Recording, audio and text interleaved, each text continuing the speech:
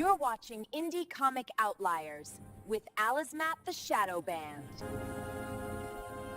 There's a drawer somewhere full of that shit. You know, it's like this. It's like my, you know, and he's right. Absolutely right. But this is how I rate a book. And I did it to a Lasmat. I got through like 12 pages of a book and I put it down. I haven't read it. I still haven't finished it. I was like, yeah, that's a pretty good book, man. He's like, what? And I'm like, I don't need to read anymore. It was good. It was good. I got through like 2 pages of Shane's and Glorious Rex, and I was like, this is shit. Can't do it. That's high praise, folks. That's high praise. That's if I can't even, you know, because don't expect. I'm probably not going to finish your book, especially if there's a lot of words in it. I'm not going to finish Words are it. hard. That's fair. Yeah. Yeah, they're hard, man.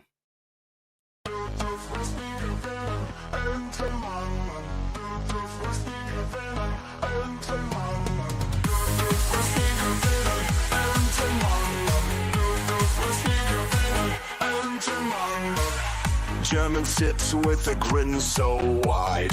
Pogs on the table can't hide his pride. Creator in the corner starts to glare. Madness sparks and hate fills the air.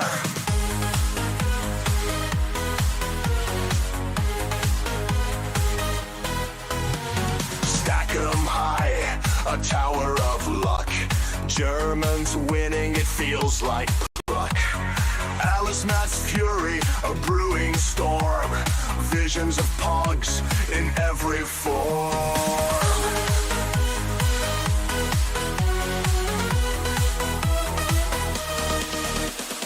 Pogs are spinning, tables turning.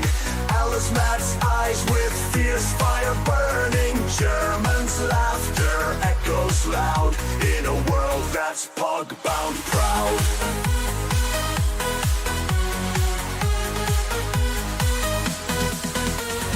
Lasmat sees and he's mad insane.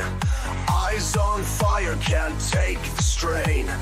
Pogs and pieces drive him to pain. His patience snapping like an old chain.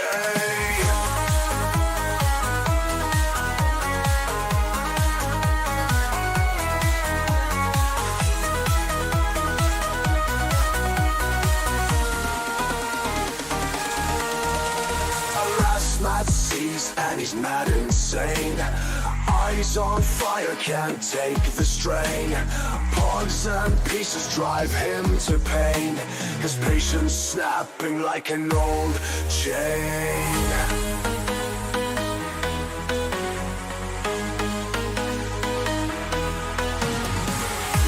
Das nie gewinnen, enden man. Das nie gewinnen, enden man. Lasmat fumes can't take no more.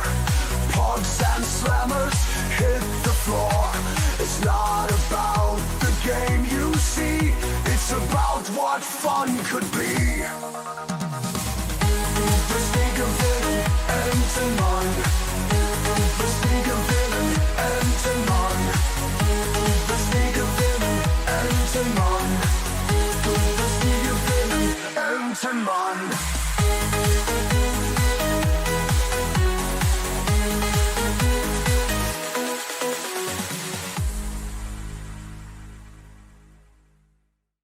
I have this, but I couldn't. I don't know where it is, and I'm 99% sure this is bonus content.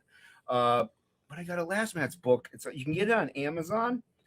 Road Cool. Warrior Drake. Yeah, so you can go on Amazon. You can pick it up. There is a soft cover version as well that you can get. If there's a mod in the chat that has the Amazon link, please drop it. I really dig Lasmat's art. I think it's great. I think it's fun. He's got that indie style I really like, you know, and he's a cool dude. We met each other, obviously, you know, at Heroes Con. We were there. So like he's got like bonus content in the back that he didn't have before. Right, and the one that I have already. So this is kind of still plus I want to support a Lasmat. So I like his stuff. I think it's cool that he's got it on Amazon. You know, he's getting got it out that there on to more Amazon. people. That's great. Yeah. So it's cool. Everybody go check it out, especially if you don't have it already. But if you do, even get it, and you get bonus content now. So it's pretty dope, and it was pretty affordable. So and it got to me pretty quickly. So yeah.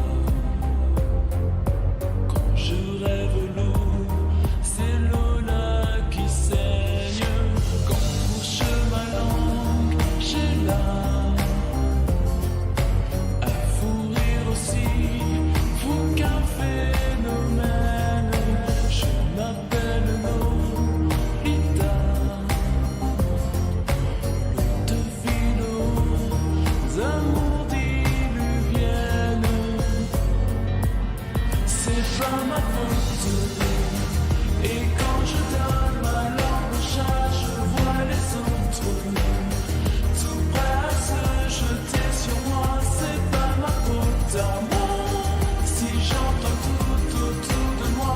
Hello Elita, moi Lolita. Moi je m'appelle Lolita, collégienne au bas, bleu de méthylène. Moi je m'appelle Lolita, collée aux épins, mi-coton, mi-laine. Oh, tu sais, bouge qui dit pas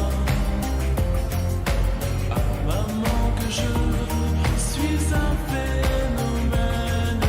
Je m'appelle Lolita,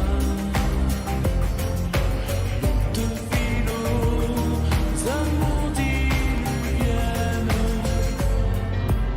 C'est pas ma faute. Et quand je donne ma langue au chat, je vois les autres tout prêts à se jeter sur moi. C'est pas ma faute à moi si j'entends tout autour de moi. Hello Elita, moi Lolita. C'est pas ma faute. Et quand je donne ma langue au chat, je vois les autres tout prêts à se jeter sur moi. C'est pas ma faute à moi si j'entends tout autour de moi. Hello Elita, moi Lolita.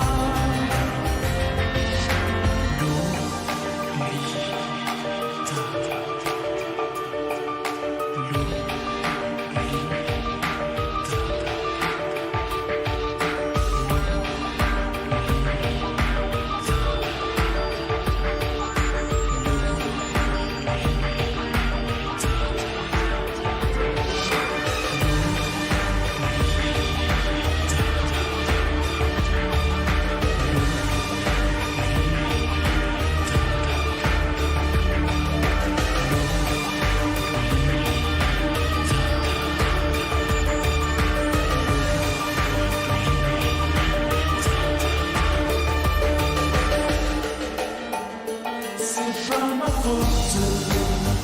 Et quand je donne ma langue au chat, je vois les autres tout prêts à se jeter sur moi. C'est pas ma faute à moi si j'entends tout autour de moi.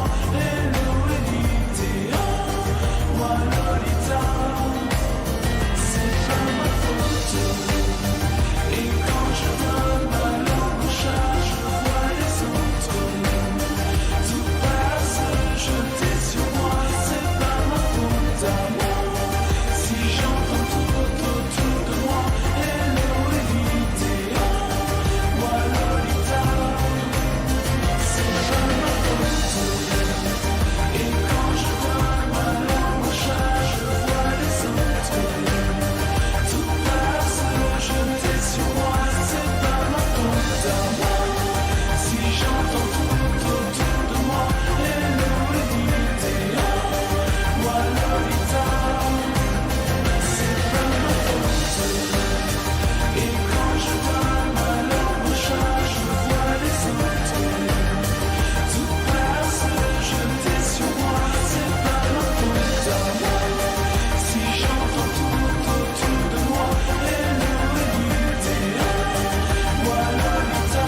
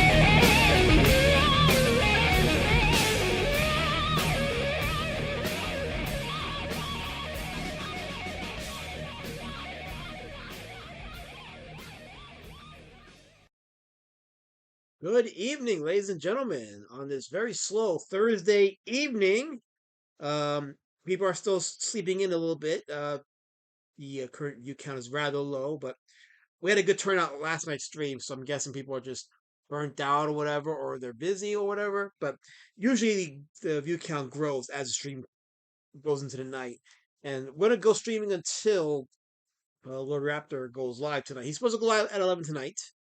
So we'll stream as a segue into his stream. Now, if he doesn't go live at 11, he pulls the regular thing. Either I'll stick around or I'll call it a stream depending. But yeah, in looking at tonight's artist, like I could talk a lot about this guy and some stuff that I want to show you guys. Angela Schmokey says, "Good damn, words hard. Good damn song. Yeah, that is Black Sabbath with the lead singer Dio. Name of the song is gonna be called I. Just I. Yes, to me it's a nice little fighting song.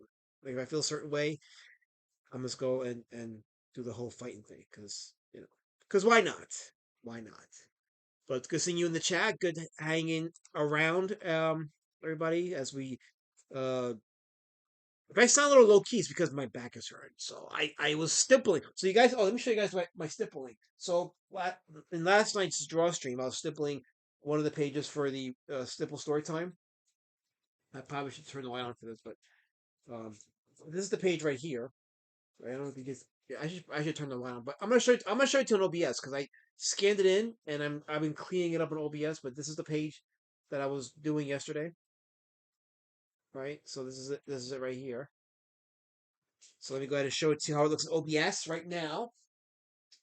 So I have it open, and I might, depending on how the night goes, I'll probably stream the OBS touch up. Let's see here it is. Clips, not OBS, Clip Studio. I meant Clip Studio. Yeah. I don't know, but yeah, but there it is. That is the drawing scanned and being touched up right now in my Clip Studio. So there it is right here. So I'm just gonna make the dark stuff darker so it stands out and helps bring out the characters in the forefront. So just touching up and also like taking care of some of the pencil marks that remained on there. So that'll be for the stipple story time, number 1. It's Dio, not Dio, says Great Goldworm. Okay, well, you can't correct me because racist. Don't be racist on me. Tonight's something not to be racist. Since the light's on now, I'll show you guys the page again, the hand-drawn page. Anyway, here's the here it is again with a better light now. So you can see how it looks by hand, right? How it looks by hand versus well, not versus, but you can see how it looks by hand, and then as I'm touching it up here on the Clip Studio Paint, and then I'm going to add the lettering and the sound effects to make a very nice, complete-looking page. To give it what many would argue my style being nice underground. So yeah, I'm going to darken up the darker spots to help bring out the lighter spots, so it looks like a more complete photo. It looks better like on paper, but then when you scan it in, you definitely got to touch it up. So that's just just how it rolls here, right? Mazzapana, how's it going? Good seeing you here. He says, Elizabeth, does your wrist ever get worn out from the stippling technique? It's pretty tedious. That's a good question. So my wrist doesn't hurt, but my thumb and my middle finger are sore. Like my thumb, because it's constantly being pressing down on the pen. I could definitely feel like a little, not a blister, but something is forming in the thumb there because of the continuous pounding I'm doing on the pen. And then on my middle finger, because it's guiding the pen, it takes more of the brunt of the pressure when it gets pounded on. Make of that what you will, or what I just said. Perverts. But yeah, my wrist is fine. It's just the fingers. We got Meme Lord Woodrow in the chat. Yes, sup chat. Sup to Meme Lord Woodrow, one of the many creatives who's going to be involved in John's Longbox's comic, The Crisis on Indie Earths, along with yours truly, and a bunch of others, including Bats and Jason Bascom and Chuck Dixon, Mark Polton, Aaron Sparrow, Panicmo. It's quite an impressive list. Impressive list. I saw Gifford in the chat. He says Taylor Lorenz is an indie comic artist. Well, it clearly doesn't say Taylor Lorenz. It clearly doesn't say that, Gifford. I said hi to Great Goldworm. I did say hi to him. Lord Vinzinger, how you doing? He says, "Sup amigos. How's it going? It's good seeing you here, Lord Vinzinger. Welcome to the chat." Tech Zombie was here earlier, tossing tables and being violent. So I don't forgive him, but it's okay. It's okay. He's not an recipient of the agape yet, but still, like it's a contender. He is an absolute contender. So sure, let's allow it. But yes, Lord Raptor will be streaming tonight at 11. So I'm going to try, depending on how much content I can stretch out. I'm going to try to stream till 11 to segue into his stream. So we'll act as a little bridge so we get your Lord Raptor content. And yeah, he's got some stuff to go over tonight.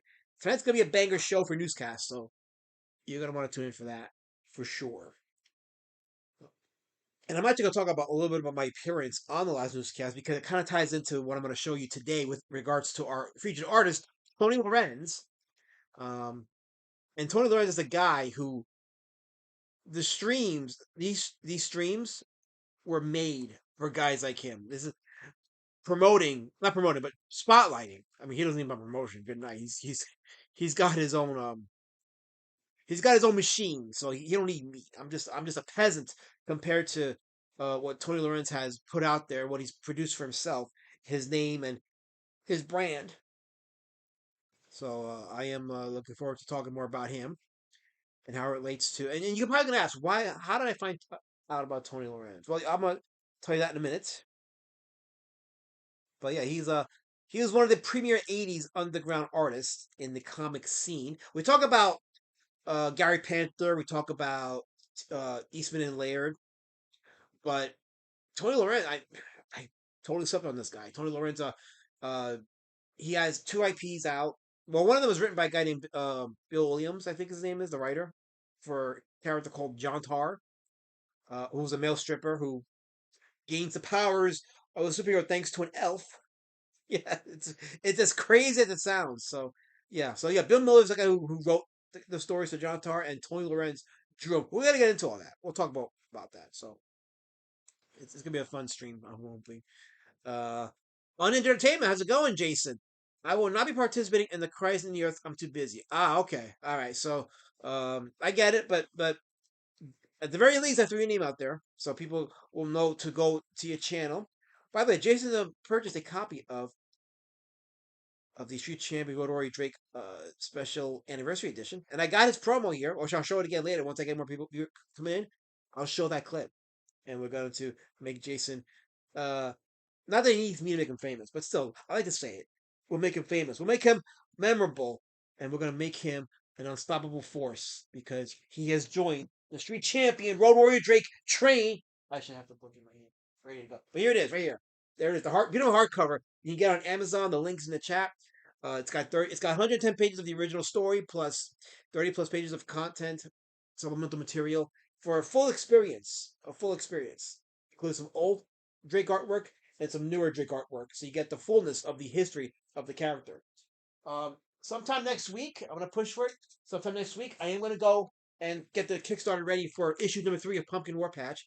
If you backed issues 1 and 2, stay tuned. Issue 3 will be crowdfunding soon, and I'm planning to have that book finished by September and shipped by September. So that's the plan. So be on the lookout for that because next week, Pumpkin War Patch issue 3 will be on a crowdfund. If you didn't get issues 1 and 2, you'll have a chance to back it there. So if you didn't jump on the Pumpkin War Patch train, don't worry, you will have a chance to catch up. So stay tuned for that. Let's see. Linkovich in the chat says, "Damn, this must be an extra boring stream. That's because it's a safe space stream today, Linky. Today it's a safe space, absolute safe space today. So if we're having fun and we're kumbayaing and being friendly, that's a good thing. We're building something, Linky. We're building something." Oh, Monamaka says my TJ internet is showing again. Is it doing the thing?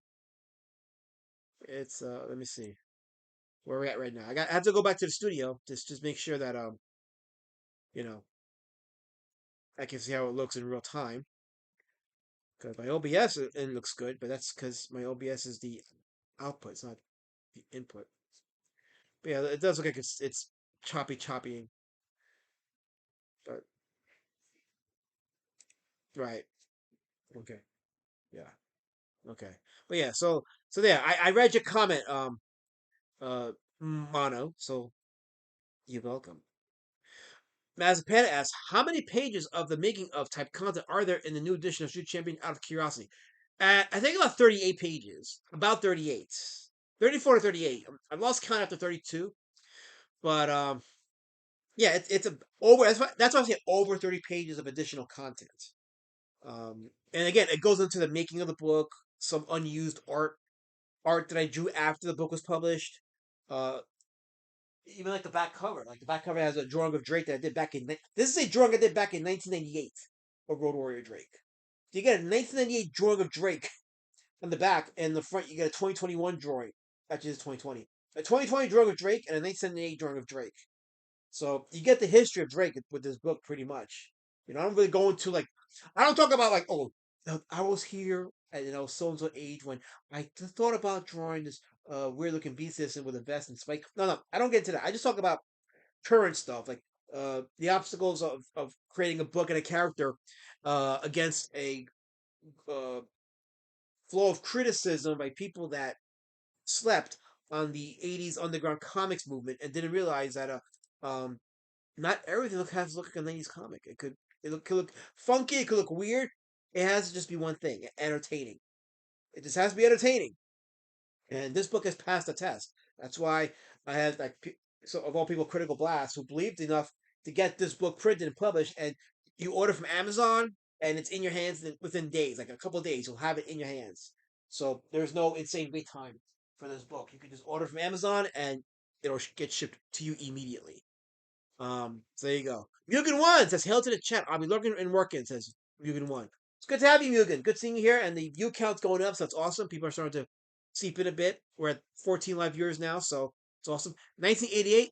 No. This drawing of Drake is 1998. This is 98. I was still in college when I drew this. I was in my sophomore year of college. But yeah, this is in the back cover, which is cool because it's like it's a little history. I never thought that a drawing I did in college would finally get printed in a professional manner, and it did. So that's the joke's on you. For those of you that don't think I can muster it, joke's on you. I already have. And today's artist that we're going to talk about, same position. He drew his style, and he had a flurry of criticism, but the market said, "Fuck that. We like your book, and we like your art, and we like your stories. It's fun. We're gonna make you legend." But yeah, I love talking about this because if I can do it, y'all can do it too. If you want to, the key is you have to want to do it. If you want to do it, you just do it. Just put pen to paper, get it done. That's what I'm doing. That's what I'm doing with all my books, like Pumpkin War Patch Issue 3 coming up, Battle King Road Warrior Drake, Road Warrior Drake Story Stipple Time right there. It's Stipple Story Time. That's the name of the comic series that I'm doing for this. So yeah, I just get it done.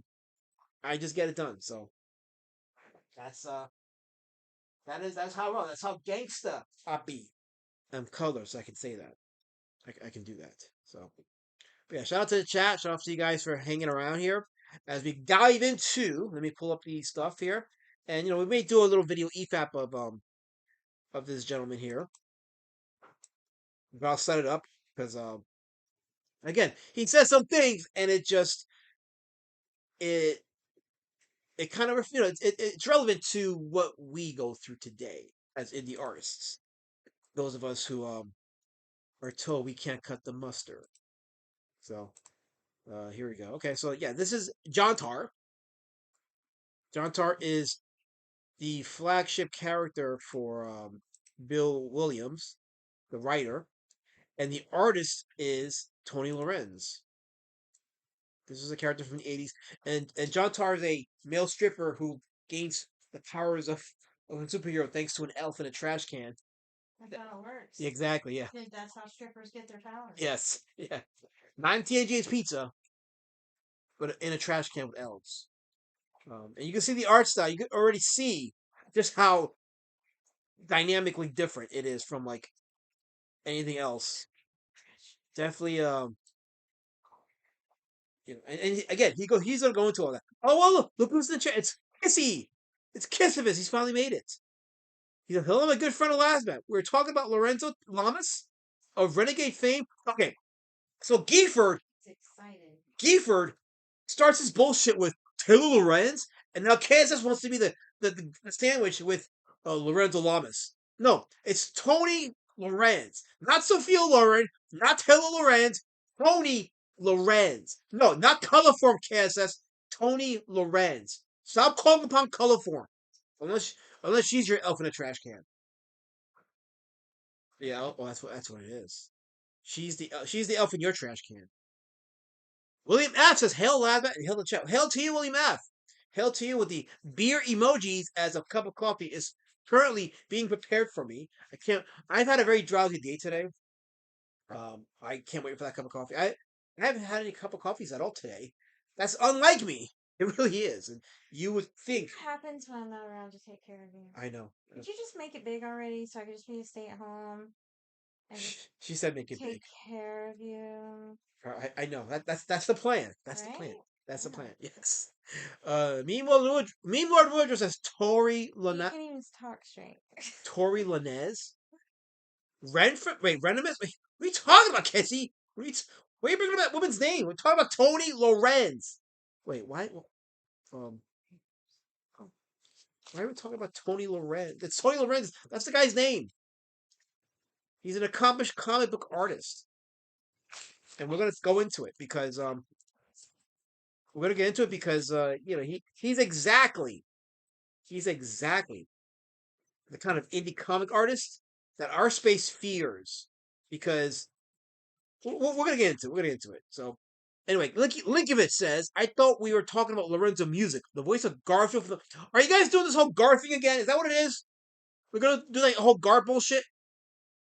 Let me make it very clear to every single one of you. It's Tony Lorenz, not Lorenzo Music, not Lorenzo Lamas, not Taylor Lorenz. It's Tony Lorenz. Tony Lorenz. Mazapana says, with the automation in current era making everything bland and repetitive, this unapologetically indie style is refreshing to me. It's refreshing to me too, and I'm sad that I didn't get to jump on the Tony Lorenz train. I should have earlier. But this guy's exactly why I do these indie comic outlier streams. To show people, oh, it doesn't look like an image comic from the 90s, but somehow it's popular and people like it. Huh. Maybe there's more to indie comics than, as Mazapana put it, bland and repetitive styles. Bland and repetitive. Henry Bemis, how you doing, my good friend? He says, Lawrence of Arabia was a good movie. Lorenz of I see what you did there. I saw what you did there, Henry. And you know what? You're jumping on the wrong train here. Don't be like the rest of the chat. Be different. Be correct. Don't be like the rest of the chat because they're gonna lead you into a wrong path. And then when they do that, and the train goes off the cliff, they're not gonna care. Don't be like them. For Allah's sake, don't be like them. Inshallah. Let me just get a cup of my coffee. Ah, it's nice and hot. Oh, I love it. Ooh, and it goes down the throat, and it just soothes and comforts me. Okay. Anyway, yes. So let's get back to the images here of Tony Lorenz. Let's see. Oh, okay, yeah. Okay. So this is a picture that a friend of mine sent to me. Let me put it here. Okay. Now, why am I showing you guys this? Well, he got a copy of Street Champion Rory Drake, the anniversary edition himself. Yes, he got a copy of it, and he posted it next to his copies of John Tars. Not Tony Danza KSS. Stop it. It's not Tony Danza. Tony Lorenz. Are you coloring between the lines again? Wait, what now? Who? Wait, what? I'm just having coffee. No, Henry, we're not doing foamer content. No trades of foamers. We're not doing that here. Comics. Cartoons. That's what we're doing. We're doing cartoons. And my friend sent me this picture of his comic library. Well, his fraction of his comic library. He bought a copy of the Street Champion Road Warrior Drake anniversary edition. and he posted it next to his copy of the complete Jantar by Tony Lorenz, and underneath that, the Savage World of Tony Lorenz. And there's another called the New York City Outlaws. So yeah, he will show me this and how good my book looks with those other books, how it completes that collection. But then I'm like, you know what, Tony Lorenz, I gotta give it to Tony Lorenz. That guy looks like the kind of the guy that I cover here on the Indie Comic Outliers. He is the perfect image of who we cover and why we cover them. Henry Beeman says, "What up?" And ack. That's a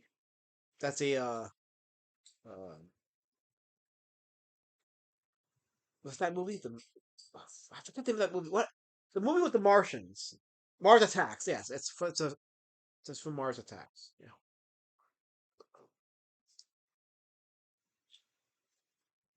Lee Shout Out Man says the best movie ever. I don't know. Okay. No, I mean, I'll watch it with you again. I'll watch it with you just to experience it with you, but I'll probably be like, you know what? I'll probably be frustrated at the end, like, oh, it could have been so much better. Greg Gorham says Tony Bennett is a good singer. Yeah, Tony Bennett's a great singer, but guess what? We ain't talking about Tony Bennett, Greg Gorham. We're talking about Tony Lorenz. No, this isn't Danny the comic, Kizzy. This is Jantar, the comic. We're gonna get into that in a bit. Anyway, so here is the cover of Savage World of Tony Lorenz. And it's got a few examples of his other stories and his other pieces of artwork. And you're gonna see just how funky his anatomy is pretty funky, but it's fun. It has like that Mattel Masters of the Universe thing going for it in terms of body proportions and everything. Actually, let me take a sip of my coffee here. His style reminds me a lot of Fletcher Hanks. You guys don't remember Fletcher Hanks? Let me give you a quick reminder. Fletcher Hanks. So Fletcher Hanks is the guy who in the 30s did beautiful pieces of art like this here, this right here. Insane body proportions, contortions, distortions, whatever. It's some of the most insanely funky stories. These are from the 30s into the 40s, from the 30s into the 40s, and yeah, absolute funkiness from Fletcher Hanks. But Tony Lorenz is in that style. He's in that vein in terms of like, let me get you a better. Here, this one here. Okay, this one. This is an example. This is a good example of Fletcher Hanks' style right here. So, just absolute insanity. So I was looking at Tony Lorenz and stuff, and like, it conjures up Fletcher Hanks. It's just in that same funky style. Let's see. We just check this chat here. We just read select comments from the chat.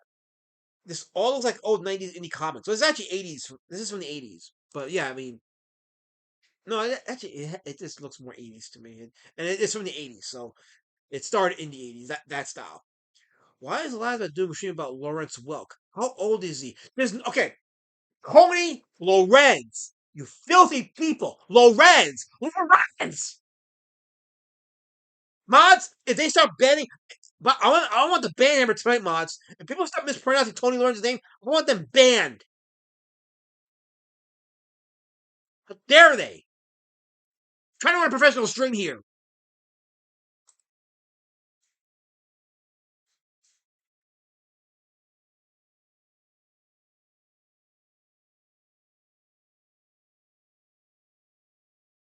Holy, took me off. You took me off my momentum. I was on a momentum, and you took me off. Mazapana says, there's a segment of MLK's I Have a Dream speech that was edited out for time, in which he imagined a day when a Lasman could go on an entire live stream without having to issue an agape. I know, Mazapana, I know! Poor MLK. He's still waiting for that dream to be realized. But we have a pack of racists in the chat that won't let it happen. They got the spears in their hands and ready to commit all kinds of external seppukus. No, not that word. No. If you're tuning in, though, we're going to stream until Lord Raptor goes live, or try to stay till Lord Raptor goes live, assuming he goes live on time. Yeah, she's like, I gotta talk slower. So that will be helpful. I gotta talk slower so I can milk the time. So when we get to 11 o'clock, and by the time Raptorical starts streaming, we can be there in time for his 1 hour intros. So yes, I should talk slower. That will be helpful. So don't start, Tomothy. I saw what you're in the chat. Interesting. I saw what Tomothy wrote in the chat. Don't start with me, Tomothy. Don't start. I saw what you wrote. Saw what you wrote. What is it? He's like, how dare you? How dare you? How did we want it? Exactly. I said talk slower or make it more interesting. Right, and then he's like, how dare you, Tomothy? I know he ain't talking to me like that. Raptor streaming, yeah, Raptor streaming at 11 o'clock. Yeah, it's gonna be a crazy show tonight, Link. It's insane. Like the stuff they're gonna cover. I heard snippets of it, and I'm like, oh my gosh, they're imploding. They're imploding. And it's great because in a way it ties into what we're talking about here with Tony Lorenz. This absurd take on these people's version of what indie comics are supposed to be versus what indie comic really is. What is indie comics? Tony Lorenz is indie comics. That is the spirit of indie comics. Have I heard from Raptor? Yeah, he was active earlier today in the Discord. So, the link is already out and everything. So the stream is set for tonight. It's all set. Why am I getting too aggressive? No, I'm not getting aggressive. I have to defend myself because I'm rare. Because if you people succeed in ending me, then there's no more me. So I gotta protect my race. Tech zombie. As KSS posts a link to Memewood Woodrow's comic, 32 pages for free. Read it for yourself and check out the incoming train that is Memewood Woodrow. Oh, that feels good. Okay, so where was I? Oh yeah, Savage World of Tony Lorenz. Yes, and there's a few pages out here. So here's an example of some of the panels. These are like Tijuana Bibles in terms of the art. So you guys remember the Tijuana Bibles? If not, then I don't got time to go over with you. But yeah, they're spicy. But this is pure hand drawn glory right here.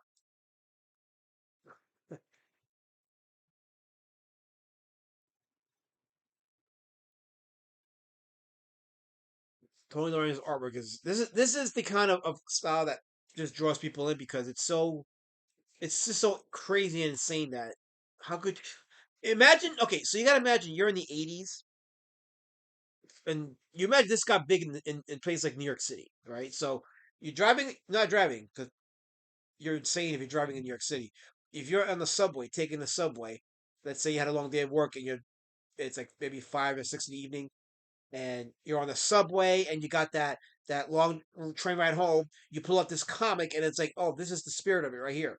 You get the spirit of the subway, spirit of the comic. It's awesome. Awesome.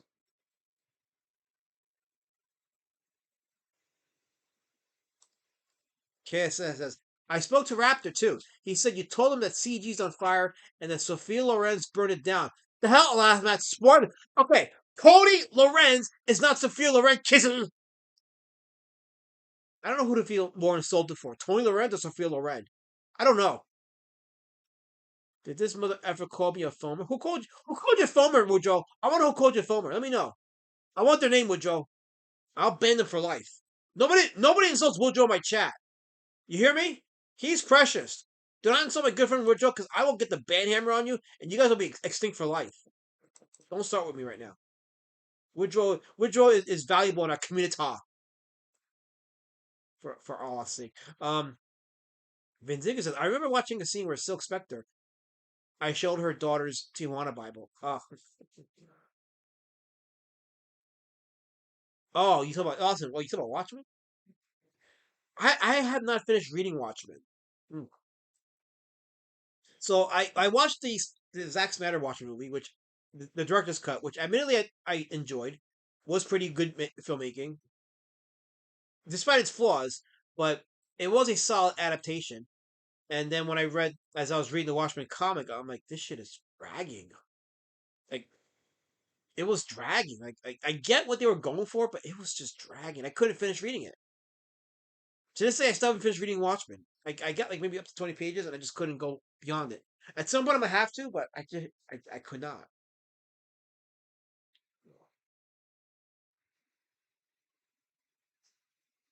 Okay, it says the last one. I'm a snake. I don't know why that was pertinent, but you said it, not me.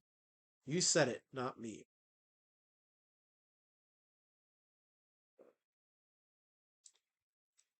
Anyway, just more of the page here by Tony Lorenz. He says, yeah, just you can tell this is just absolute fun. He's just telling the story. That's all he's doing is telling the story. This is also from Savage World. Here's more of Tony Lorenz's artwork.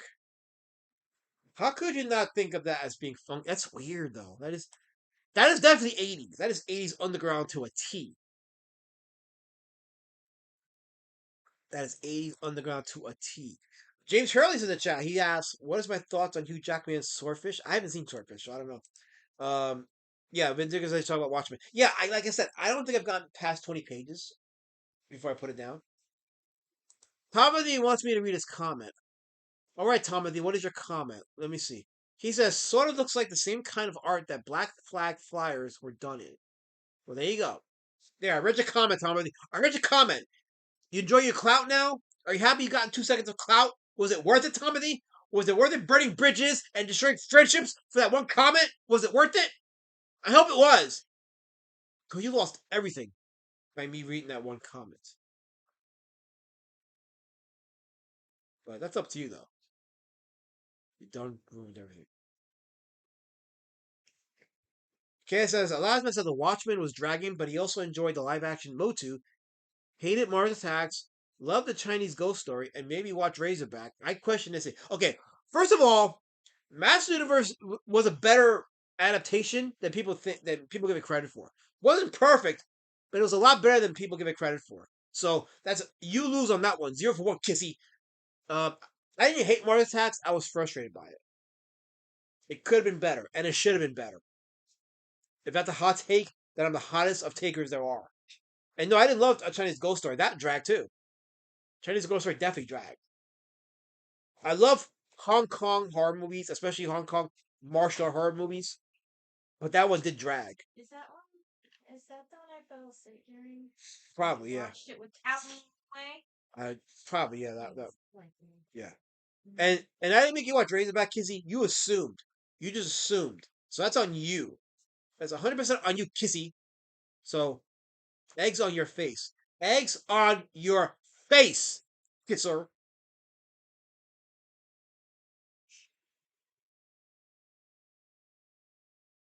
Anyway, Joey Lawrence's arts kind of look kind of like a last match. Wait, this is not Joey Lawrence. This is Tony Lorenz. Joey Lawrence is the other guy. Anyway, I gotta continue on because you guys you're just monsters. Here's another page from Savage World. I like how he draws the water.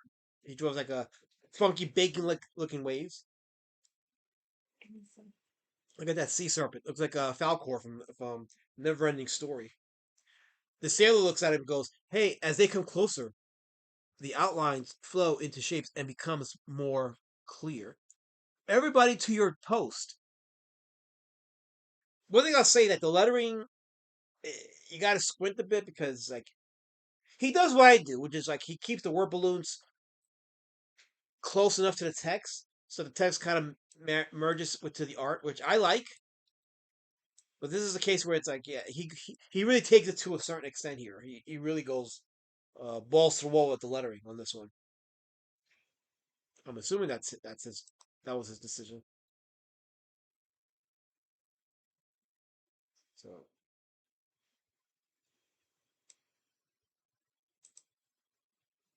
here's one of his I guess his take on superheroes.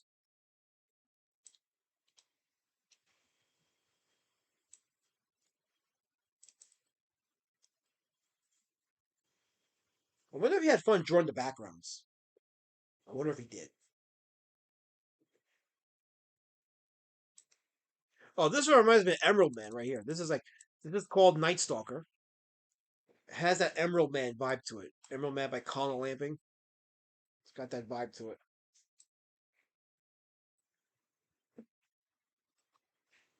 And you notice the way he draws his cityscapes, right? It's very basic, but it does the job. It tells the story visually.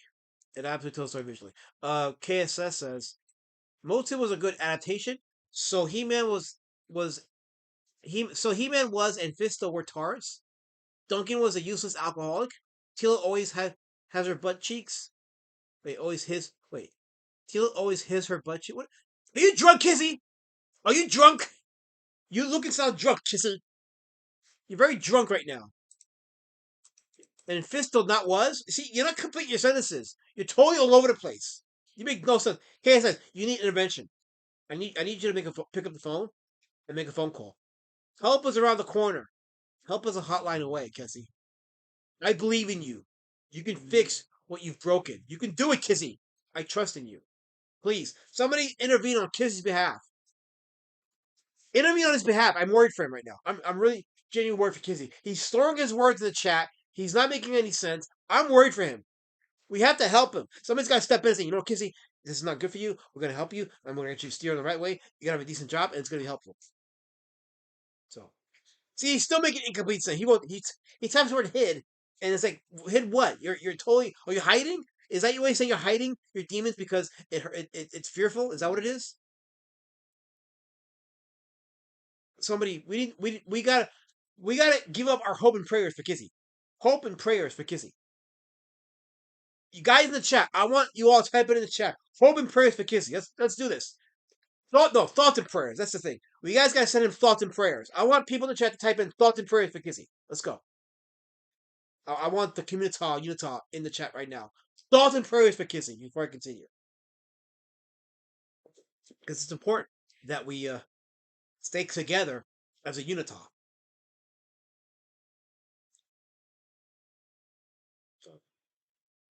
Well, just don't do it. Don't do it. Don't do it. I make a request to our community for one of our own, and y'all just radio silence. Radio silence. Even though he's the premier, KSS is the premier spear chucker, but still, he's one of our own, and we have to issue him thoughts and prayers. And none of you even give a shit to type it in the chat. You see this, right, Kissy? You see this? These are your friends. These are your friends. This is what they think of you. Kissy. That's what they think of you. They can't even take a minute to type in the chat. Thoughts and prayers for Kissy. They can't do it. It's beneath them, because you're beneath them. Open up your eyes and wake up. Okay, now what is he's saying? I'm not drunk. You're yelling. First sign of an alcoholic, you're yelling. If I was you, wouldn't be able to wait. If I was you, wouldn't be able to tell. Woodrow told me, he said I always seem drunk. I couldn't make sense what you just wrote that. See, again, you're not proofreading your sentences. Your English, your Anglo-Saxon is all over the place. It's all over the place. But don't get mad at me, KSS, because they're not typing the words. They're not issuing you thoughts and prayers. There's no thoughts and prayers for Kissy. I called it out. Hear what I'm saying?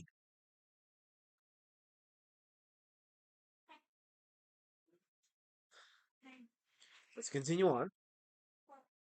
There we go. Grego Orb is a real one. There you go. He's a real one. He said it. Thoughts and prayers, my friend. You're a real one, Grego Worm. The rest of the community they should be ashamed of themselves. Every last one of them. Here's a cover for a comic called Futuro Tierra, which means future Earth. I love how like all this humans look like they're starving. Yeah. This looks like it's from Red Dawn or something.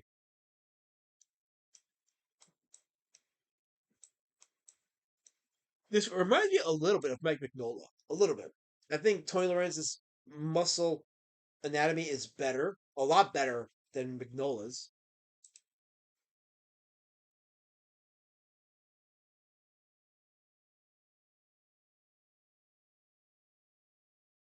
Now, me and Rogers, I didn't say that. I said you didn't sound drunk when you went on Finatras. Don't you put that evil on me, Kizzy. Now, am I supposed to read that out loud, or is this a private chat in my public chat? Is this what it is? And because apparently there's a rule that I cannot read private conversations in my public chats between dissenting chat members.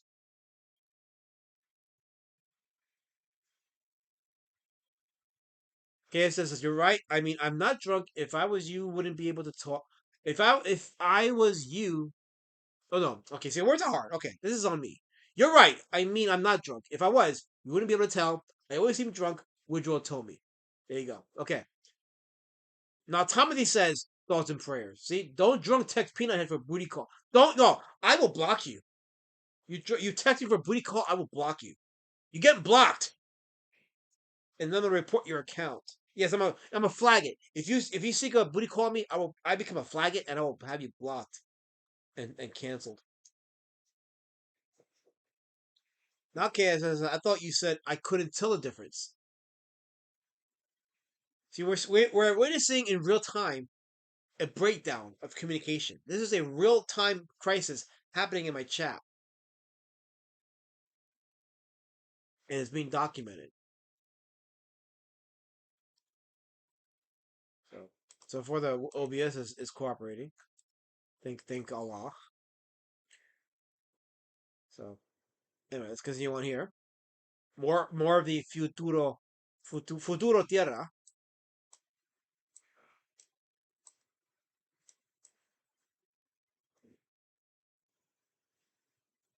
Lorenz playing around with certain styles. Definitely has a vibe of the 80s. So now we get into Jontar, which is Bill Williams' character as drawn by Tony Lorenz. Playing with the blue tint here. I'm too fast here. Hold on. There we go. See, you see how blue and white just works together in a comic? It just looks really good. Absolutely good. So here's another cover for Jontar.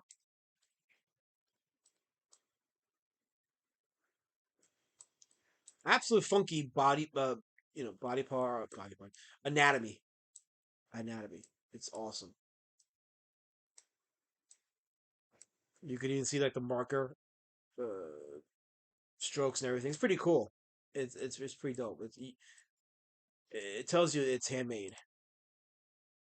Now I screenshot this from Facebook, and I'll tell you why. So this was from a group called the United Fanzine Organization, and they added Tony Lorenz, and they asked him. This is from last September, almost a year ago. They asked him, "Did you know the '86 comic you drew, Jontar #1, is going for $60, $100 now? I saw a comic going for 60 at a comic book show yesterday with higher prices online." So if you have an original copy of Jontar, that issue is worth a lot of money. Issue 1 of Jontar is worth a lot of money. It really is. It's amazing. Now, this got Lorenz's attention because he did reply. Here's what he said. He said, "I do. It's pretty wild. Evan Husney and the gang of Power Comics has made it a cult hit." Now, Power Comics has a YouTube channel, and we're going to look at the video of their interview with him in a second. And I'll post a link in the chat so you guys can sub to that channel. But he says it made it a cult hit. Even Ruben Blades from The Walking Dead was selling his $1 million collection. He had a graded copy of Jontar #1 in his collection. So think about it. Ruben Blades from Walking Dead had a graded copy of Jontar #1 in his collection. That's insane. Think about that. Absolute insanity.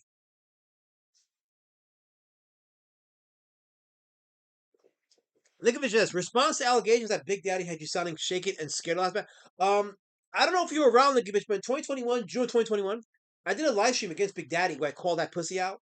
And he was such a pussy that he didn't DM me. He DM'd somebody else and told them to tell me to back off. And I had that screenshot too. So whoever said that is lying. No, Big Daddy's the big pussy. Or as I called him, Little Dick Daddy. So little correction on the revisionism, the false revisionism. And I can only imagine where that came from too. But yeah, anyway, KSS says, I didn't get to rewatch my drunk appearance because Finatra took it down. Finatra's trying to silence me. I'm the producer. You really are being silenced, Kissy. Absolutely being silenced, 100%. But anyway, Tony Lorenz also replied. He said, another wild thing about this is that this is my third published work. First was my self-published Savage World. Next was a 4-pager for a fanzine. And then came the Jontar, which supposedly had 20,000 print run. Then came the Jontar. that should have been the name of the book. Then came the Jontar. But yeah, this. Let me go back. I want you guys to see this. So, hold on. Just okay. Let me go back to issue 1 of Jontar. This right here, this book right here, sold the original print sold for up to $100. $100, and even Ruben Blades from Walking Dead had a graded copy of this. This comic. KS says, I would say Ruben Blades of Predator 2. He wasn't on The Walking Dead. He was on Fear the Walking Dead. Well, yeah, but still, it's you get it though. Ruben Blades is a pretty accomplished actor, and he's collecting comics of this type of caliber. That tells you how far this style of art resonates with the normies. And maybe calling an actor normie is kind of stretching it a bit. But the point is that these are actors that aren't in the comic space. And I think the comic space is really the bottom of the barrel when it comes to talent, art, and the mindset that's here. Because as we have seen firsthand, they're all on tampons. Every single one of these artists in this space are on tampons. They act like girls. They don't know how to act like professionals. Every single one of them. They gotta be like me. I'm a professional. You gotta learn to aspire like me. Angela Curtis says, "Hey, Angela, how you doing? It's good seeing you in the chat. Welcome to the stream, Angela."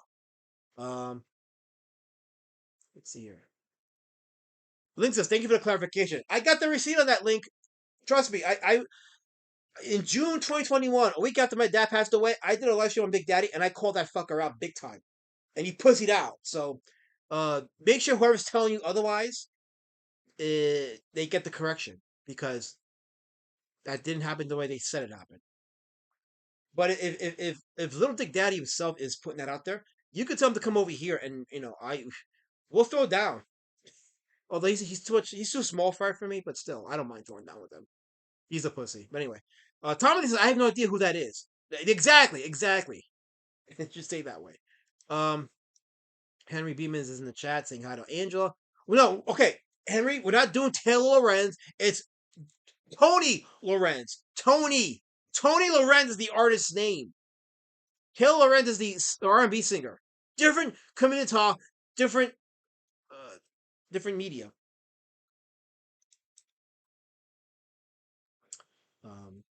It's up to the chat though. Chat's getting active, so that's good. Good active chat. We're gonna try and stream until Raptor goes live at 11. So we're gonna hang out for a little bit. We'll make it a John Tardy's. Who are you, Timothy? Who are you? John Tardy's. What's wrong with you?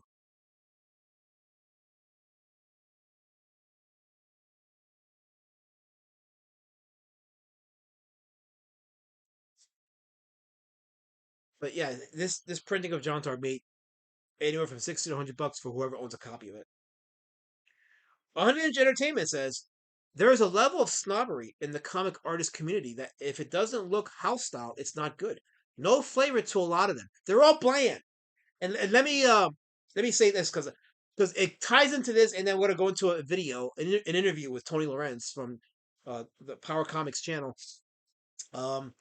in which what was my point? Oh yeah, so when Narwhal put out colors for a book he's working on, and he got some people criticizing his colors because it didn't look like the usual coloring style where everything is shiny and shit like that. It looks too mechanical.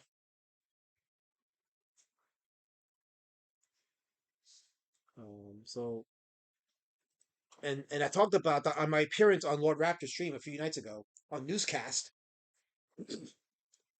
where there's a sense of snobbery from the likes of some people in a Jersey pizzeria in T&J's that think that if you dare question their criticism of art, then you're committing a grave sin. And they also think by coming at me that's gonna like silence me. It doesn't work that way. You're not really gonna silence me. You're only going to put more eyes on me, and that doesn't work for you. See, in this space, you can't talk about your enemies a lot because if you have a bigger platform than them, you kind of help them grow. And some people haven't figured that out. Anyway, Kaz says this. Hold on, I'm writing a tweet. Dear Ruben Blades, you're an excellent actor. I love your work in Predator 2 and Fear the Walking Dead. My girlfriend says your work is normie, but he's a real jerk. I guarantee you, Kissy, he's not going to read it. Guarantee he ain't going to read it. So I don't care what you call me to him, because he ain't going to read it. It does if you never say anything bad about me. Kissy. So there. Was Ruben Blades also in Predator 2? Yes, he was. He was in Predator 2. Fun fact, Ruben Blades collected comics and has an Action Comics #1 since Henry Bemis. Yeah, I mean, that's what Tony Lorenz was mentioning, that Ruben Blades has a pretty extensive comic collection and has many of them graded, including John Tar #1. Oh yeah, since you guys are here, since we got a decent amount of people watching, let's check out my good friend Jason's promotion of my book, Street Champion Road Warrior Drake, the anniversary edition. I have this, but I couldn't. I don't know where it is, and I'm 99% sure this is bonus content. But I got a Last Mat's book. You can get it on Amazon. Road Warrior Drake. Yeah, so you can go on Amazon. You can pick it up. There is a soft cover version as well that you can get. If there's a mod in the chat that has the Amazon link, please drop it. I really dig Elasmat's art. I think it's great. I think it's fun. He's got that indie style I really like, and he's a cool dude. We met each other, obviously, at Heroes Con. We were there. So he's got bonus content in the back that he didn't have before. And the one that I have already. So this is kind of still plus I want to support Elasmat. So I like his stuff. I think it's cool that he's got it on Amazon. He's got out that there on to more Amazon. people. That's great. Yeah. So it's cool. Everybody go check it out, especially if you don't have it already. But if you do, even get it, and you get bonus content now. So it's pretty dope, and it was pretty affordable. So and it got to me pretty quickly. So yeah. Shout out to Batmerk, along with Jason Baskett. Yes, you must get on the Street Champion Road Warrior Drake Anniversary Edition train because it's a worthy addition to your indie comic collection. Vinziger says, I admit to researching Ruben Blades after you brought him up. You're probably a lot younger than me, so that's understandable. Okay, it says, I got a reply from Ruben Blades. It says, Aladdin said I was a normie? That jerk sounds like he was the kind of guy who gets fired on Christmas for stealing staples. What a jerk. He didn't say that, Ruben. I'm kissing. He didn't say that. You're a liar. You're a gay opera, kissing. He didn't say no such thing. And you're going to slander Ruben Blades' good... You're really going to slander Ruben Blades' good name, right, kissing? You're really going to do that, aren't you? You're going to bring his empire down, right? I guarantee you'll put fire to his comics and leave him homeless, right, kissing? Just to own me? Just to Twan-Ned me? You want to pawn me? Pwned me? You want me to get pwned? You think I'm gonna get pwned? Well, guess what? You're gonna be pwning me, kisses. What do you mean? That was really Jason Bascom, Tech Zombie. That was no AI. That was really Jason Bascom. Why can't I grow up be like Jason? Because I'm special. I'm unique. I'm different. I don't gotta be like nobody else. Tech Zombie. Henry Bemis. I gotta be like me. I gotta be like me.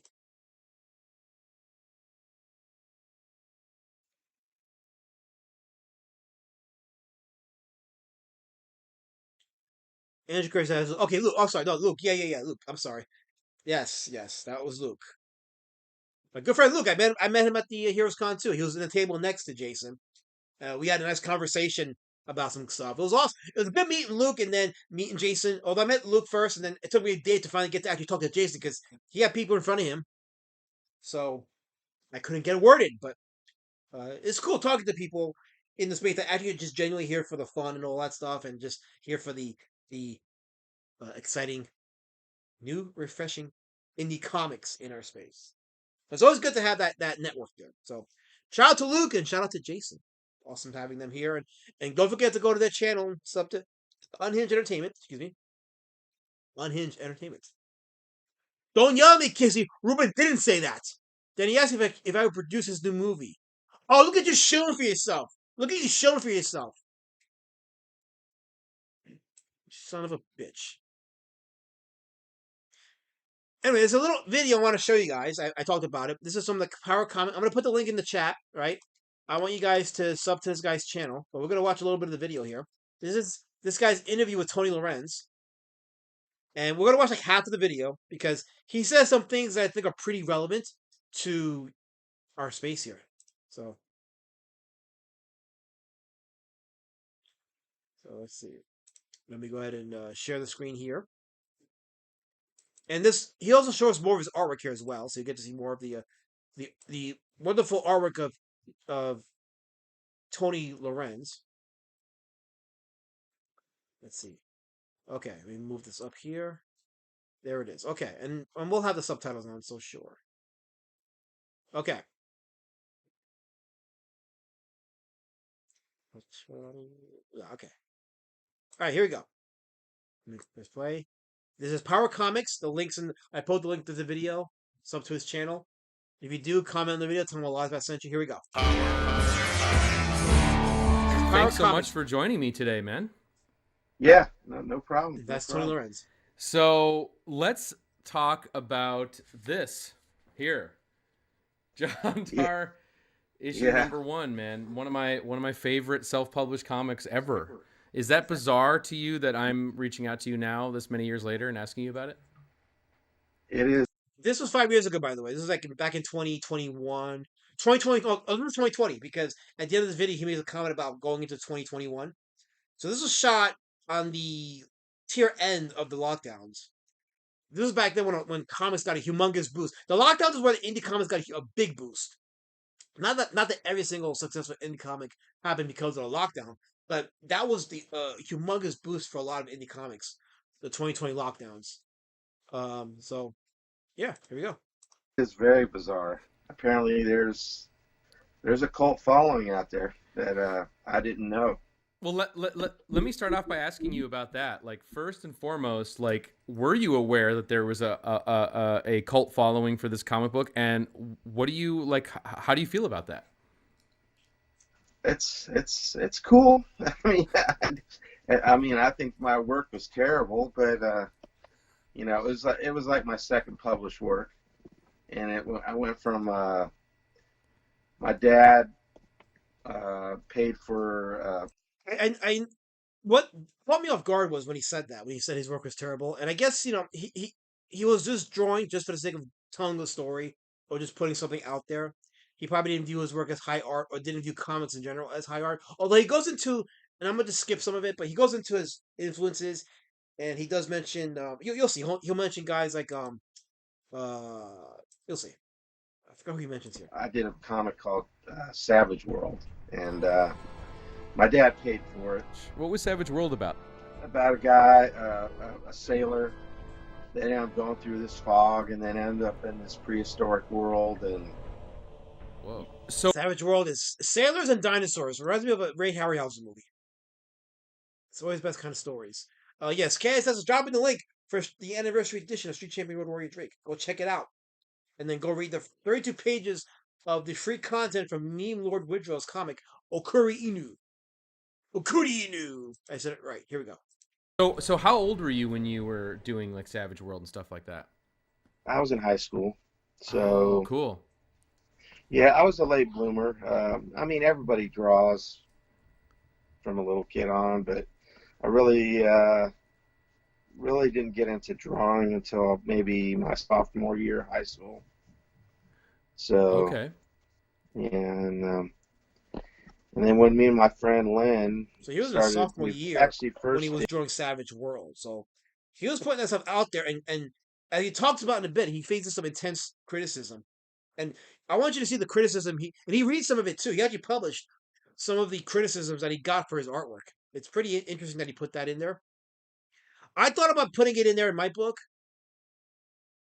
but I also didn't want to really give any light or power to my critics, but I also felt I had to talk about the criticism too because it's a part of the history of Road Warrior Drake is the criticism that I got. It's a part of it because it opened up a conversation between people that were like, hey, you know what?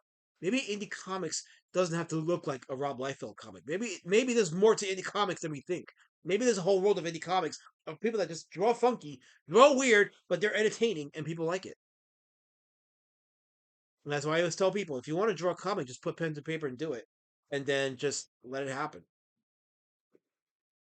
Some of the most famous comics, the most successful comics, are comics like this, or the first few issues of Ninja Turtles, where they just put pen to paper and just created some weird shit that was funky, not polished, didn't look anything like the mainstream, and yet people liked it and they became popular, and in some cases, millionaires.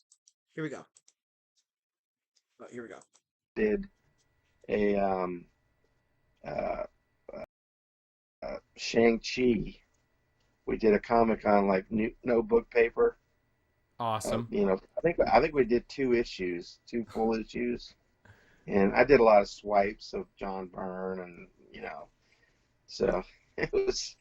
And then it went from there. And then we did the. Yes, so you mentioned like John Byrne, and even later on he'll talk about George Perez as among his influences. So it's pretty interesting. Original Savage World, and so tell me, so you make Savage World. That's something that you do, and then how does this whole John Tar thing enter your life as a project? Yeah, it's kind of vague. I'm assuming I met him through the TBG, the Buyer's Guide. Right. It was a tabloid newspaper that came out from the 70s to the 90s. But you mean Bill Miller, right? Is that who you're talking about? Yeah, Bill Miller. Yeah. Yeah, Bill Miller's the writer and the co-creator of John Tar. I think he probably had an ad, and I probably looking for an artist, and then. Back in college. So back when I was in college, actually no, this is after I graduated college. So immediately after I graduated college, I was on some websites looking for paid art jobs. I mean, and there was a couple writers that I hooked up with that gave me their stories, and I started drawing comics for them. As a matter of fact, I actually have some of the artwork that I did for them. Hold on, let me show you guys that. Now that I'm thinking about this, because he's talking about how he started out, and I'm like, let me show you this. Let me see if I can find it here. I'm gonna show you just a couple of it. I'm not gonna show you all of it, but let's see here. Okay, yeah, let me show you this. Okay, so this is some artwork that I did from when I was in after I had graduated college. So I drew this back in 2000. This was based off a script by somebody who sent me the script, and I just started drawing it based on what he sent me. So it takes place in some kind of like futuristic setting of military war that's about to happen. Here's another page that I did, and yeah, these are some other pages that I did too. So this is back in 2000, right? So I did that. And then let me see. There was another story that I did too, fresh off college. And none of these projects ever got finished because I lost touch with the writers after a bit. Let me see. Let me show you this. Let's see. Actually, let me show you this. This is one of the backgrounds I did. There it is. Not that one. Where is it? Where is it? No, not that one. There we go. Right there. This one. This right here. It's one of the backgrounds I did. I played with perspectives and field of depth. So, that's pretty cool. That was back in 2000. Oh, you know, hold on. I just show it. Let me show it proper. There we go. There we go. Okay. So,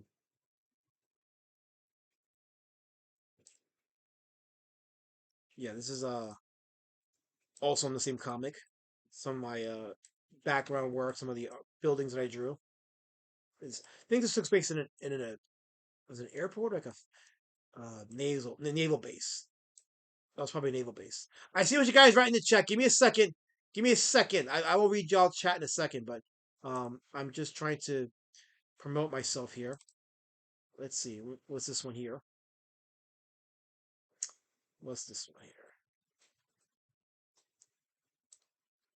Going down memory lane. Holy mackerel. Okay, this is a. Let me show you this. This is a character chart for the other comic I was. This is the second comic I was working on. So this is a character chart that I did for one of the main characters in the story. This one took place in high school. This one actually, this is kind of similar to that show called Heroes that came out years ago with Hayden Panettiere. It's kind of similar to that, and this came out before that show, but it's similar. It's about a group of kids in high school. They discover their powers, but they're kind of awkward and shit. And it actually even has shades of Umbrella Academy. Now that I think about it, it does sound familiar to Umbrella Academy. But this is like a character chart I did of one of them. This was back in 2000. Let's see.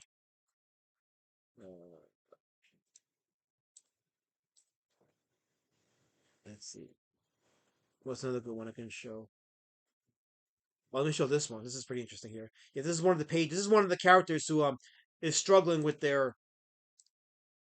strength and their body. Again, this reminds me of who's that character in Umbrella Academy? The one with the big body. What's his name? What's his name? I don't know. My mind is going blank right now. Hold on, I'm gonna find out right now because it's gonna bother me. Umbrella Academy. Luther. Okay, Luther. Yeah. So it's this character similar to Luther in that he's got that big disproportionate body with his super strength, but he tries to live with it. And these are some of the characters in the story as well. Each one of them has like a similar thing they have to deal with.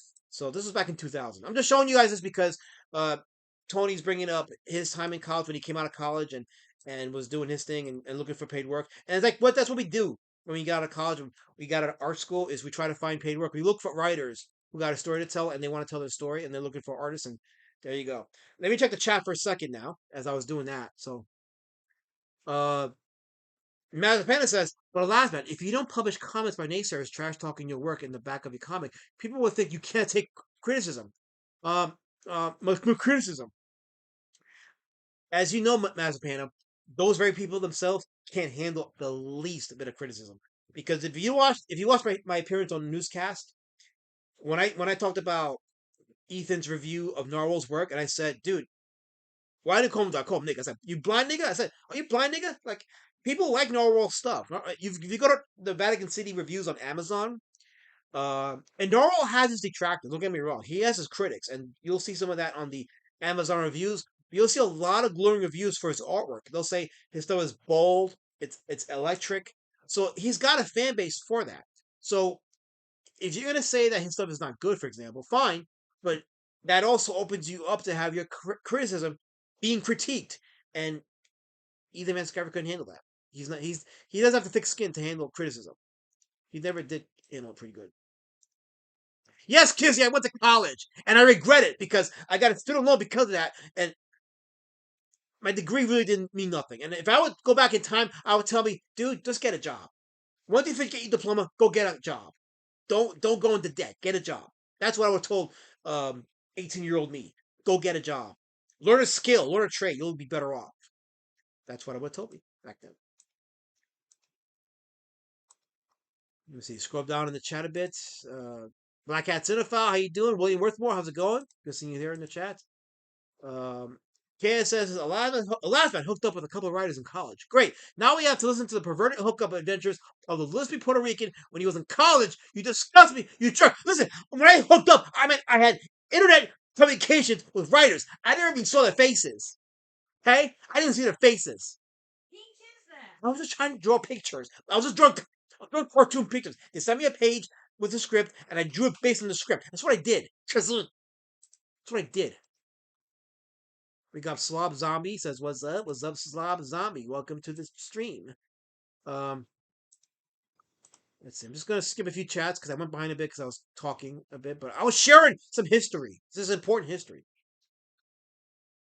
So, Finn abused guitar. I haven't seen him in a minute. He says, 18-year-old Lasmat, film yourself in the shower on the internet. Don't go to college. That's what I said. Don't go to college. Look at me. I'm doing shower streams, okay? That's your legacy, 18-year-old me. Don't do this. Get a job. Get a job. A trade, actually. Get a trade. And then draw on the side. So, yeah. Anyway, so let's get back to the video. I just thought that was interesting when he said that because, you know, where's my, that's YouTube Studio.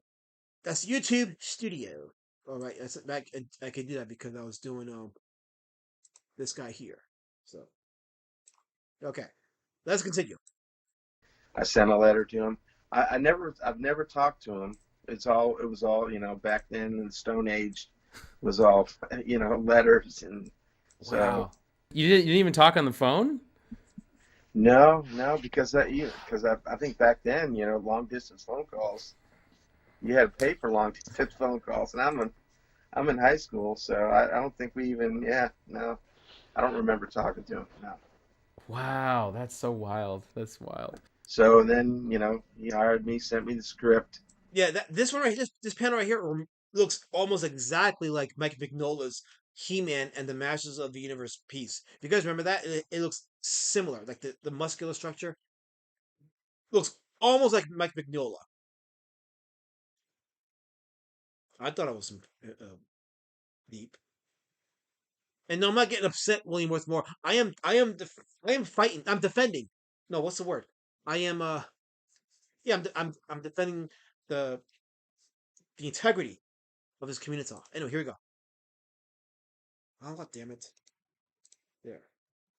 That's so wild. That's wild. So then, he hired me, sent me the script. Here's the script for the first issue. How was he describing the beginning of this? All right. Basically, it's it's got the title. Basically, he's going over how he John Tar based on the he does it at DC. It's basically it has again. If you want to see the whole interview, go check out Power Comics on YouTube. I dropped the link to the video in the chat, but give him a sub and watch some of his videos because it looks pretty insightful. Here's more panels from the John Tar book. Damn it! Here we go. Rooftop assassin has the penthouse across the street in his sight. And then it says panel 2, an elf appears floating in the sky between his assassin and his target.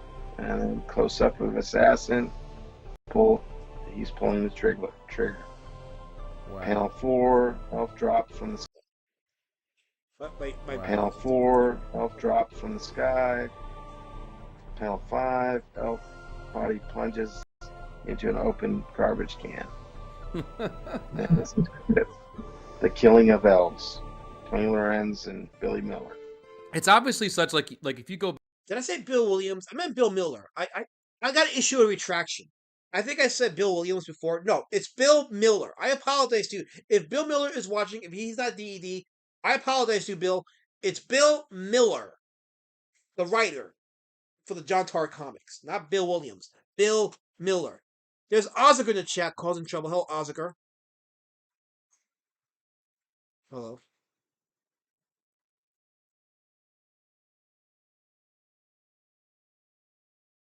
Matt Panda says, yes, I feel like an idiot for wasting 4 years in college. I think we millennials are the last generation to fall for the college is a must scam. Younger guys are slowly waking up to the BS. Yeah, because they're seeing people like us struggle with our freaking finances and our debt. Student loan debt, which is a humongous scam. They should have told you. Actually, what I should have been told, if I could go back in time, I would say to me, you could do one of two things, 18-year-old me. You can go to college, and after you go to college, you're going to spend the first year after college working a regular job for the specific purpose of putting that money away so you can pay off your student loan debt. Or you don't go to college and you get a job immediately, get a trade, learn a trade, and then just do the art on the side. That's what I would have told 18-year-old me. Okay, it says, I told my man that I wanted to invest in Amazon, Google, and Donkey 2 or 3 out of 3 ain't bad. Sure. Let's continue on. Go back and you read it now. It's obviously such a wild story, right? Like it's here's this guy who is a street vigilante and he gets reborn under like elf powers, and he's a male dancer, and what did you think of like when you got the script and you're reading this story? Like, do you remember what you thought of it, or were you just like, this is a job? Well, like I said, it was my second. I was excited. Something It's a funky it was story. different. Yeah, it was different than any comics that I've read. So I was like, wow, this is gonna be fun, a challenge. What's influencing you at that time? I'm a huge George Perez fan. Okay, so John George Byrne, Perez, and John Byrne, yeah. He was huge then. John Buscema. John Buscema. Artists like that, and music too was a big back then too. Oh, tell me the music you were influenced by. Yeah. Oh yeah, just a lot of the. Well, I'm a huge Hendrix fan, but. Okay, but fast forward a little bit because I want to get to the criticism part. Awesome. The critics of this. When we spoke over Facebook. This is the part I want to show you guys. This is the part where it goes into the criticism. Pay attention because this kind of like this sounds familiar. This sounds familiar. No, Oscar, I don't want to learn the oldest trade. I know what you did there, Oscar. I know what you did. My body is worth a lot of money, though. I don't care. Anyway, here we go. Listen to this. This is the part of the video that I wanted to focus on. Here we go. Facebook that you said that some of the critics of this issue almost made you want to give up drawing. Can you tell us about that? Oh yeah. Actually, I grew up in Washington State. Now I live in Florida. So after I'd done that, and I guess I was fired from after the first issue.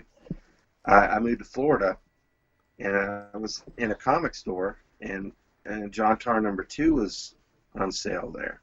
Oh. So I said, I got to pick this up. I got to check it out, and there was a letter column section, and yeah, they pretty much lambasted me. And so he picked up the second issue of John Tar, and on the back of that issue, there's a comment section for the criticism. They actually printed the criticism. Listen, and he shows it. Watch this. In the letter column. So there it is. Okay, so that's the back of the John Tar issue #2. So on the top it says critical opinion. It says cover crudely designed. Logo is not too great. Set off from the art in such a way to make entirely to make entire cover look more like an ad page than a cover. 3 equal block sections segments the whole book. Segments the whole look of cover. Art is a bit crude throughout the book. Lettering too large and crowds the art. Let me say, you have a lot of enthusiasm for John Tar with work you will likely improve on the future issues. Fanatic Press, Frankfort, Kentucky. Signed, Al Friedman. And here's another opinion. Under that, it says, I think your format and storylines are very good. Obviously, a lot of consideration and, I suppose, a good bit of capital went into make this book. The story is fine. There should be more dialogue and descriptive narrations, panel to panel, for continuity and flow. So, hold on.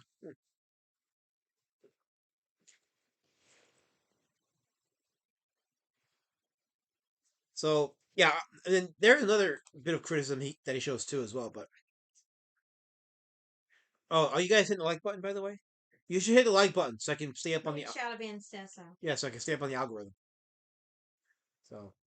Sorry, I can't join you in chat right now. I'm trying to get my notes done. Yeah, she's taking care of work right now. So shower streams are a gateway drug to prostitution. No, shower streams are the epitome of great art. Okay, great art takes time, and a shower stream cannot be rushed. Oscar, you know the deal. You know the deal.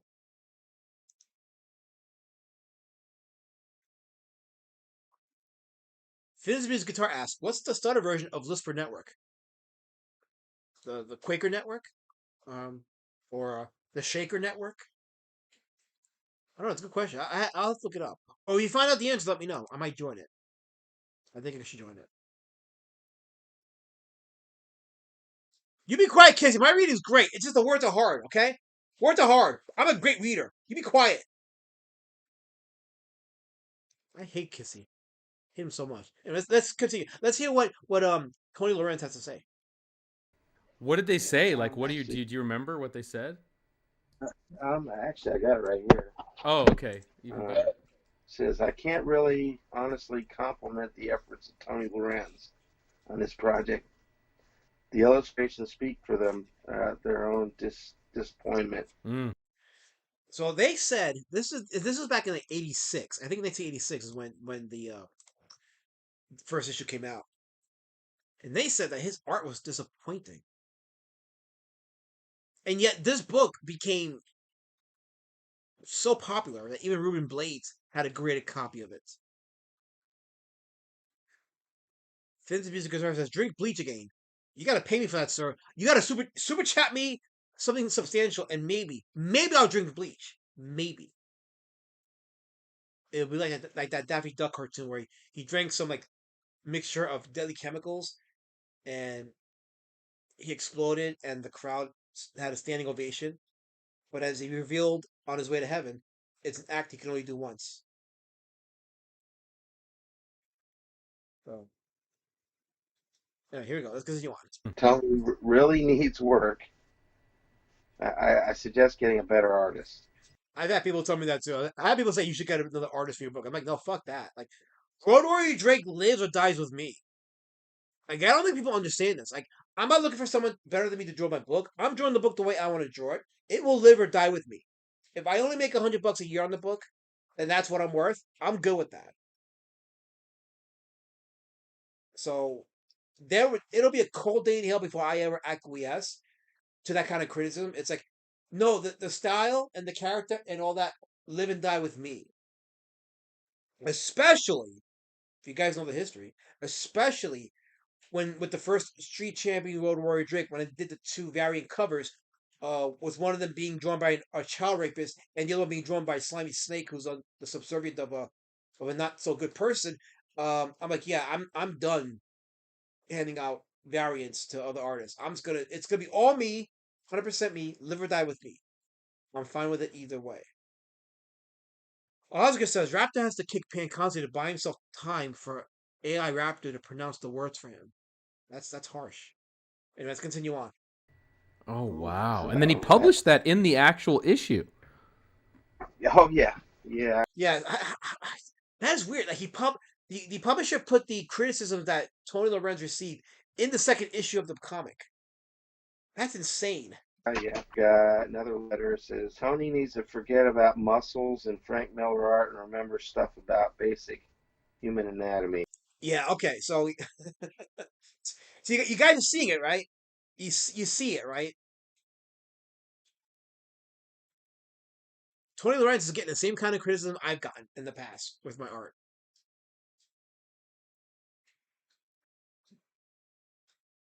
But if you see some of the panels, it does call back to Mike McDowell's Hellboy. There is a certain similarity, especially with the musculature.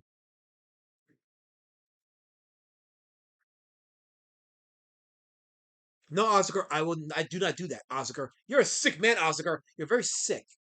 I'm not gonna read your comment. I'm just gonna say you're a sick man. Very sick. Whoa. Harsh.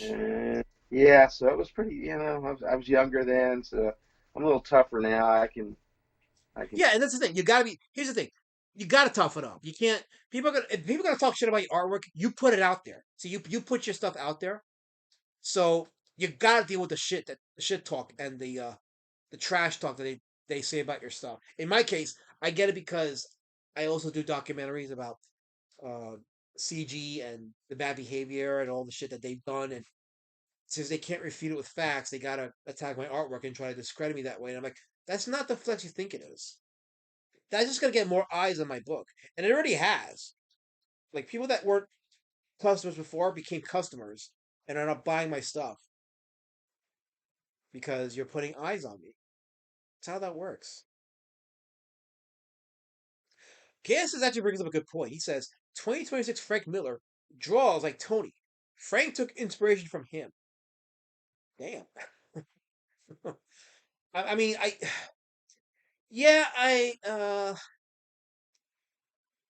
Frank Miller has taken a bit of a downgrade from his usual style. I'm not as harsh on him as other people are, but it's very noticeable. Frank Miller's style has taken a dive. It is noticeable. Whether you like it or not, it's noticeable. Finn's a Music Guitar says Benjamin Mara draws like this. Yeah, it's not an uncommon style. Again, Mike Mignola, I keep bringing his name up. It's similar to Mignola, and even going back to Fletcher Hanks. There's a lot of variation in those, but there's a similarity between all of them. Maz the Panda says, everyone must draw like the Marvel house style, otherwise it's certified trash. I know, right? It's certified trash. You know what? I call it certified boring. Not because the style is boring, but because if you insist on everybody drawing the same way, then you're creating something very boring, and it's going to kill the market. Actually, it already has. If you think about it, a lot of these comics, these indie comics that get crowdfunded, they're drawing flies. They're not drawing the money they used to draw back in 2020. There's a reason for that. Because in their push to make it look really quote unquote professional, their stories stink and they don't have anything worth telling. Oscar says, I still laugh at how CG shit talked Jim Davis' Garfield. They're so petty and jealous. They did? I don't remember. Did they say that shit? Did they actually talk shit about Jim Davis' Garfield? Because I'll tell you what, Jim Davis' Garfield is far more memorable and will maintain a far more memorable status than anything Comics Game will ever put out. Anything.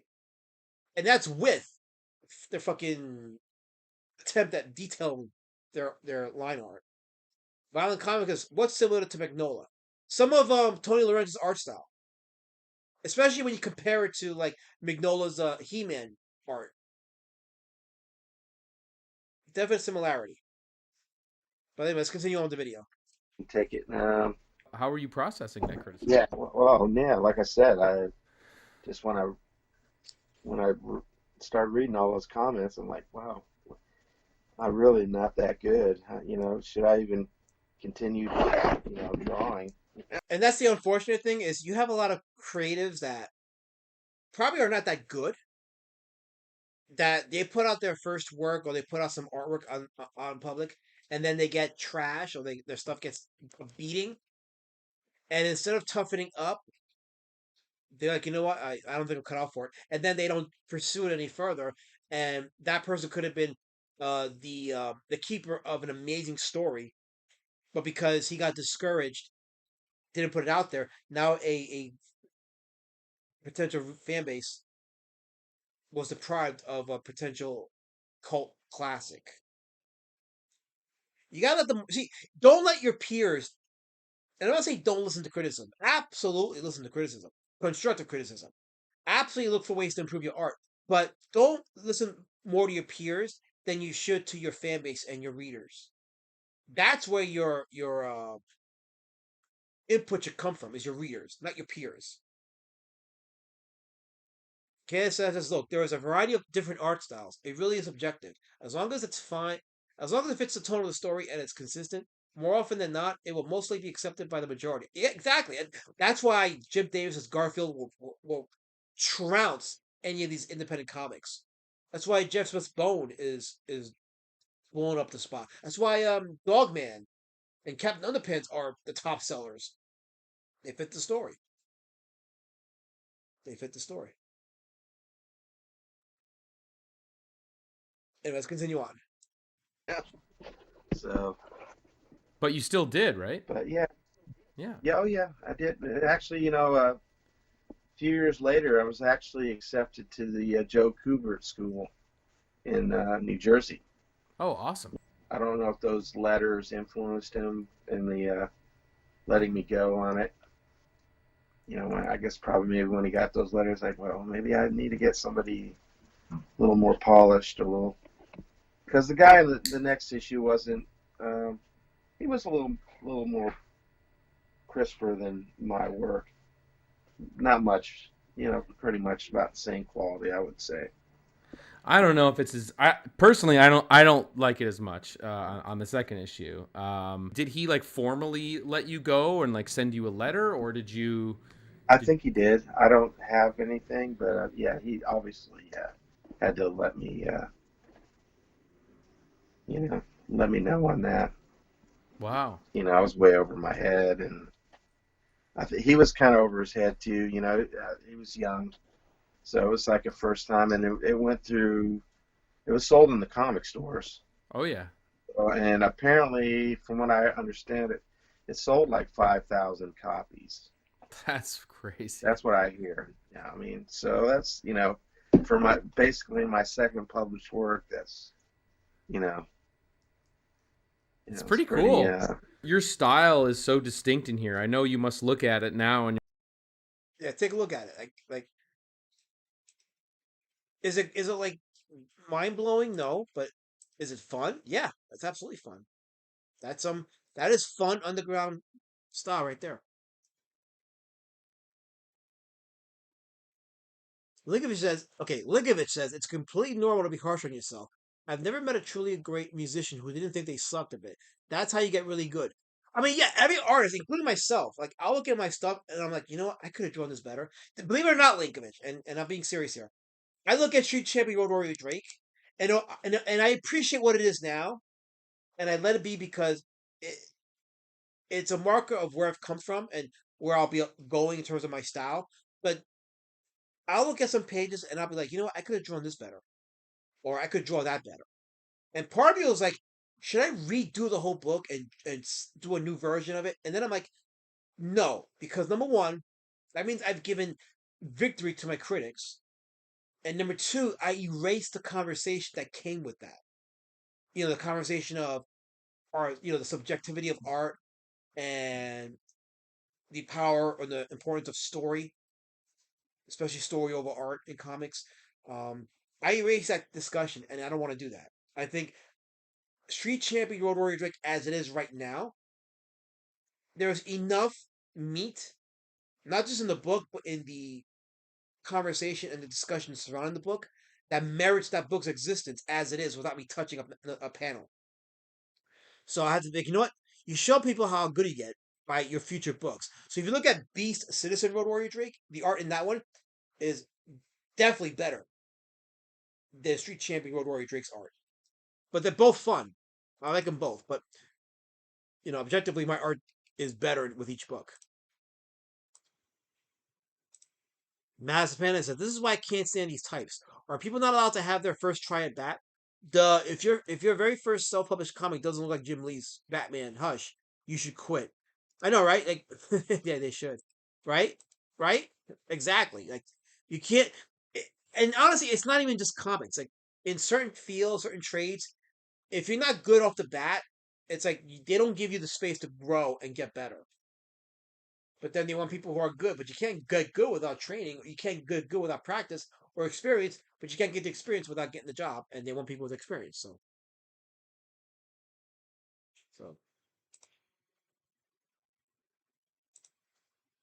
anyway, lots of violence in the chat. So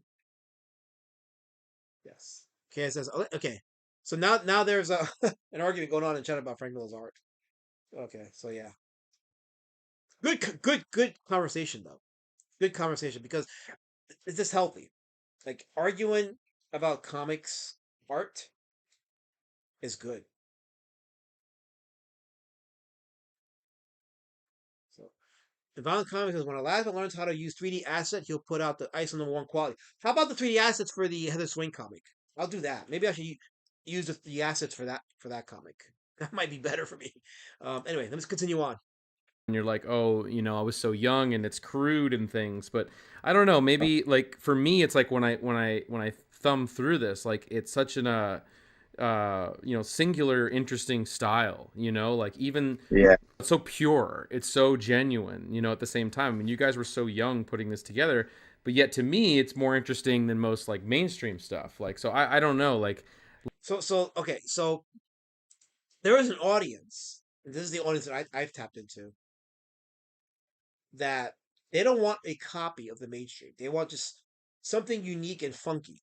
That is the antithesis of the mainstream, antithesis of the mainstream.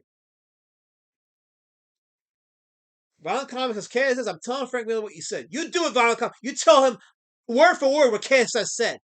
And I want to report back, Violent Comics. So you go tell him and then come back to me and let me know. I want a word by word report on what Frank Miller says. So I will join Frank Miller in canceling KSS. He's getting canceled. He's done.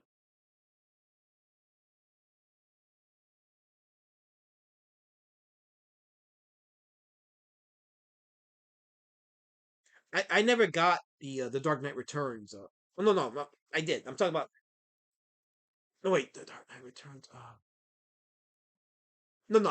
I'm thinking about the wrong book. I'm thinking about the follow up book, the third one in the Frank Miller Batman trilogy. So anyway, so yeah. Let me see. Is there anything more that he says about this? Let me see. Like, how do you look back on it now?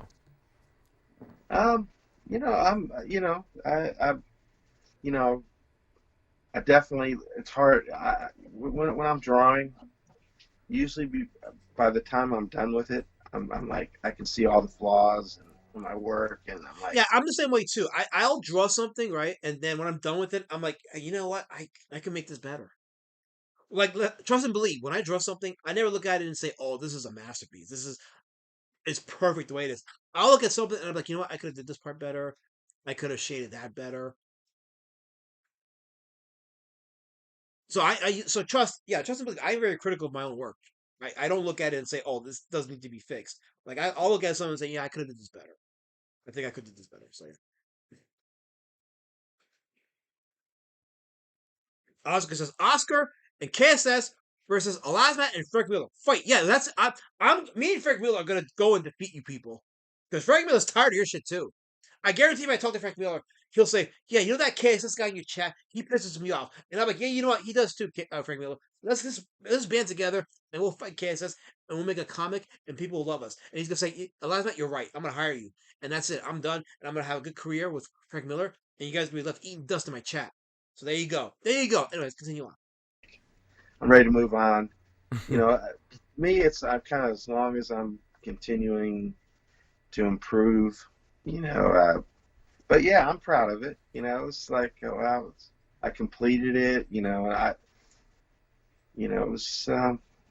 it was an interesting experience. So after John Tar comes out, man, what was next for you in your career illustrating? I published actually, I'm pretty proud of. It's not my best work, of course, my newer work's my best work, but I did it. I guess I seem to gravitate towards this Savage World kind of. I did a 25 issue series called Futura Tierra, which was kind of a. Yeah, that was the that's his other stuff. I show some of the covers for that. So it was pretty cool though.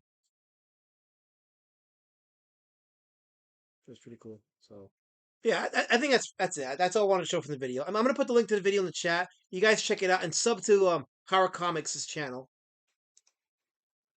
Sub to his channel and watch the rest of the video there, and watch some of his videos on that channel as well.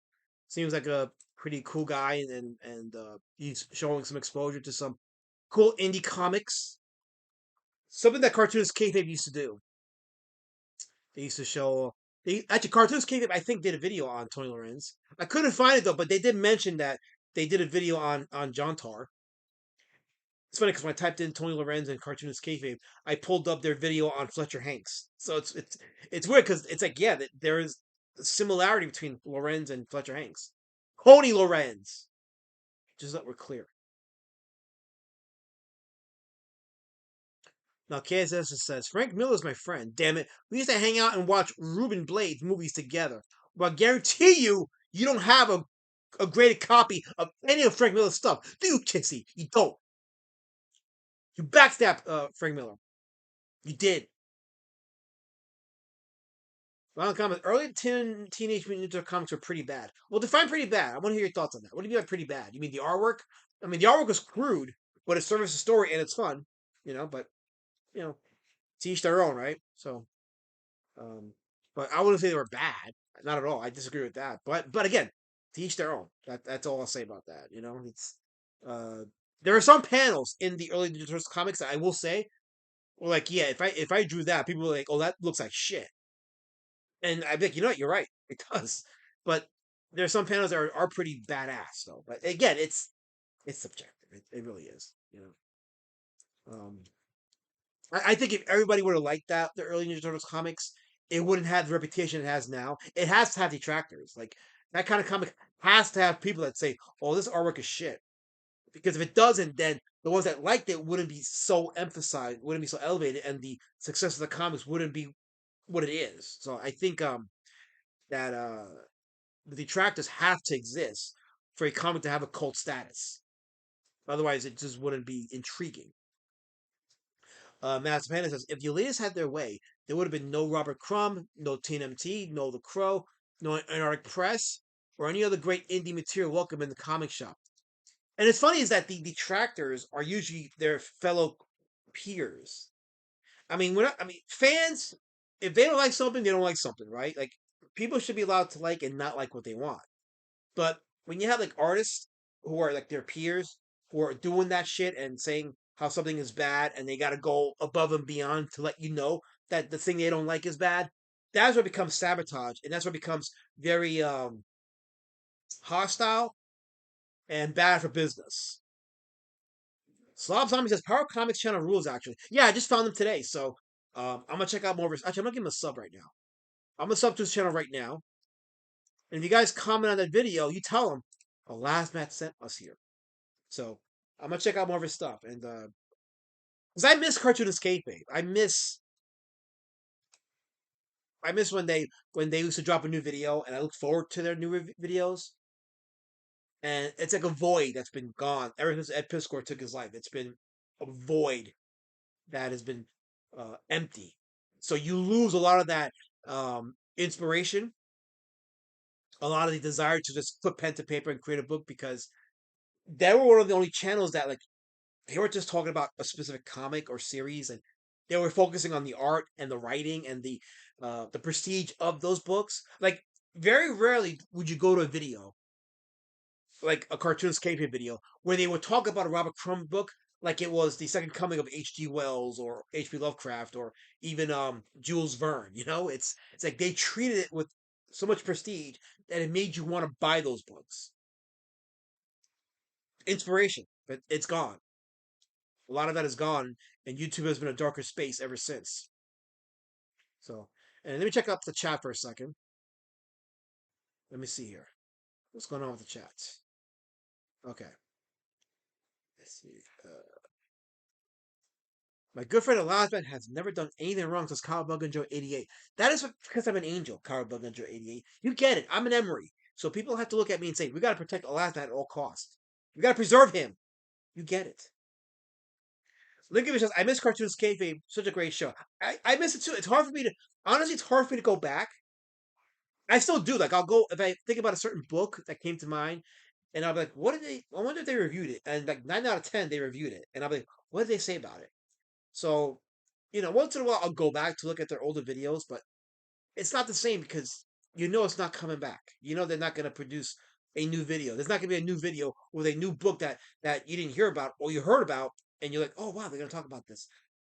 Actually, it was their review of The Crow, James Albar's The Crow, that made me say, you know what? Maybe I gave that book a harsh go at it the first time I bought that book. Maybe I should have, because the way they were talking about his art and the placement of the panels and the design, and the design is such an overlooked aspect of art in comics. Is people just focus on line art, they don't focus on the design of the panel. The design of a panel really elevates the art. So if let's say you do line art that can be construed as something basic, but you design the panel in a way where it emphasizes the objects, it really does elevate the panel to something artistic. And Cartoon Escape will actually look into things like that, and they point it out, and it's like, wow, I missed it the first time. Like maybe I should go back and revisit James Albar's The Crow. I never did, but I was like, you know what? I probably was not giving it a fair shake the first time because I didn't really like the Crow. I wasn't. I didn't like the comic. I was like, eh. It's not for me. Even though I love the movie, I love the Brandon Lee movie, but I feel like the comic was not for me. You know, I didn't think it was terrible. I just didn't like it for me. But like in the recent years, I'm like, you know what, the artwork is pretty good. I may have to revisit that book and give it another shot. So we'll see. Yeah, the chat's finally on fire, so that's good.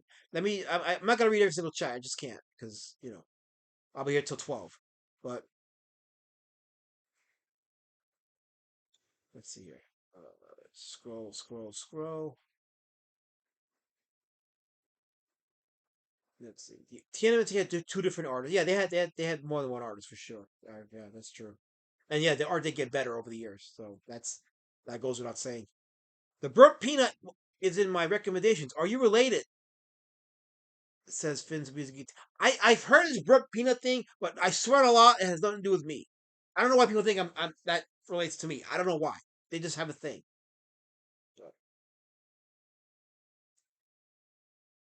Slob Zombie says art that is too technically good is boring. Johnny the Homicidal is messy and crude and awesome. So is okay. You have you heard of Johnny Rocket?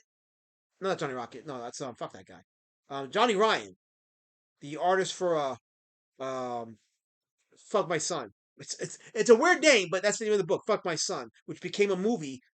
And I talked about it in a stream a few streams ago. But yeah, his art is very crude, not what you call artistic, but it does the job, and he got a cult following because of that, because of the story and the art tied to that story. Robert Crumb never worked for the mainstream. No, he did not. He never worked for the mainstream. And it goes to show you that you don't need to have mainstream cred to have success in the indies. I know it sounds harsh to some people, but you don't need mainstream cred to have success in the indies. Historically, that has never been the case. Hurtful to some egos, I know. Let's see. Crumb's art is ugly in a good way. You know, it's funny. That's Black Hat Cinephile. So, yes, it's ugly in some spots and pretty good in some others. Like, when I was watching the Crumb documentary and I watched Crumb drawing, every time I see him drawing, it gave me the urge to draw myself. Like, I wanted to draw also because, like, watching him draw and talking about the inspiration behind his art, I'm like, man, I want to just start drawing too. So, yeah.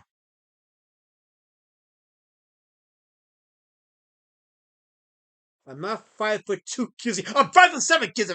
I'm 5'7".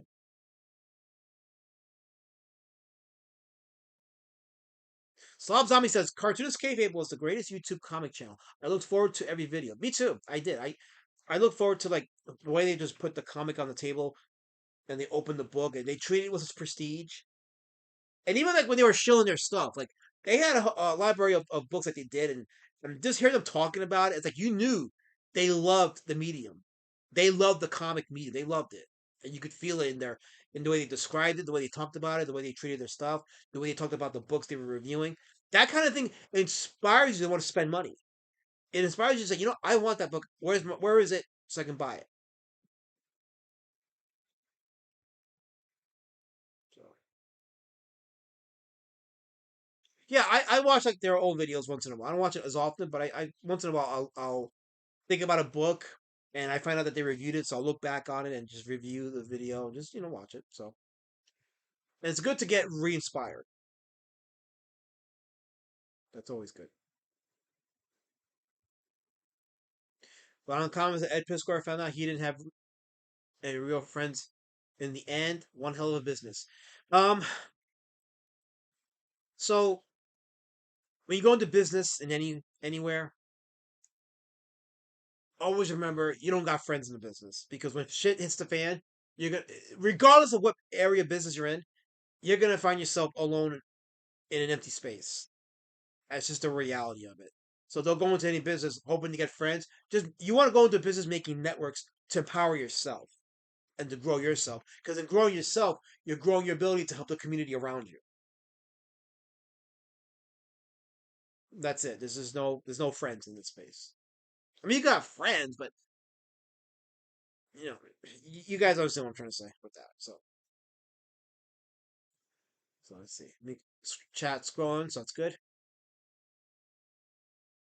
Madison Panda says, "Are there even bragging rights for landing gigs in the mainstream comic book industry anymore?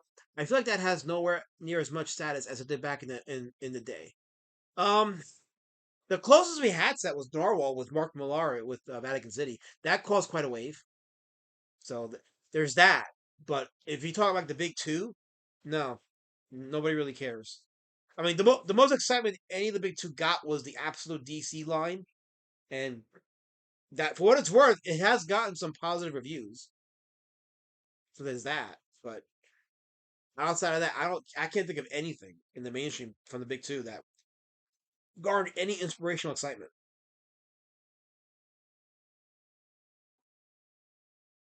Jabba says Ed killed himself because of John Miller not supporting him. In 2026, that would actually be the good thing. That would be a good thing. Because I feel like that kind of support is a death knell. So I gotta be careful what I say because the tube will put in age restrictions. I gotta be careful what I say here. So I can't say certain words because they do flag you for certain words. It happened to Raptor on newscast. It could happen to me if I don't say the right words. I gotta be careful with certain words. Finn's a music guitar says, after several years of nerds being cool because of being a Big Bang Theory, it is now an embarrassment to be involved with comics again. Now, I'm not gonna lie, Finn's a music guitar. I'm not gonna lie. I've checked out mostly with buying comics. I only buy graphic novels, and there's very few that I want, or collective works. Like I'm still gonna get the volume 2 of the Transformers uh Energon run. No, is it the Energon one? What do they call this run of Transformers? The current Image comic run of Transformers. Is it the Energon universe? Yeah, the Energon universe. Yeah, they call it the Energon universe. So I have to get volume 2 of that. I also gotta get to support my fellow indies. I have to get Colin Lamping's Emerald Man and Tom Lee's Melvin. I have to get Tom Lee's Melvin. But other than that, I'm not looking forward to anything comic related. I think I'm almost completed my Garfield collection. Maybe I want to look into growing my Peanuts collection and my Calvin and Hobbes, and maybe Bone, because I already bought one Bone book, so I might as well look into that and maybe grow that collection. But other than that, that's it. Like I'm done. Like the big two stuff, like I'm really not. I'm kind of checked out of it. So I'll just stick with the indies and support that.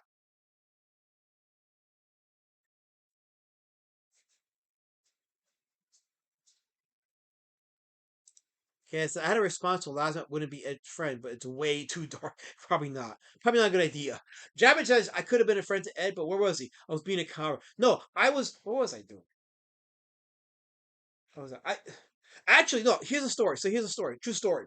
A friend of mine actually posted a comment about Road Warrior Drake in one of the cartoonist K-Pape videos, and that comment got deleted. So I don't think Ed would have responded to my messages because I was still tied to CG at the time, and they made no bone. They were totally disassociated from CG, and they wanted nothing to do with it. And I guess in hindsight, they were right. But I met Jim Rugg in person at HeroesCon. He was a friendly guy. I shook his hand and everything.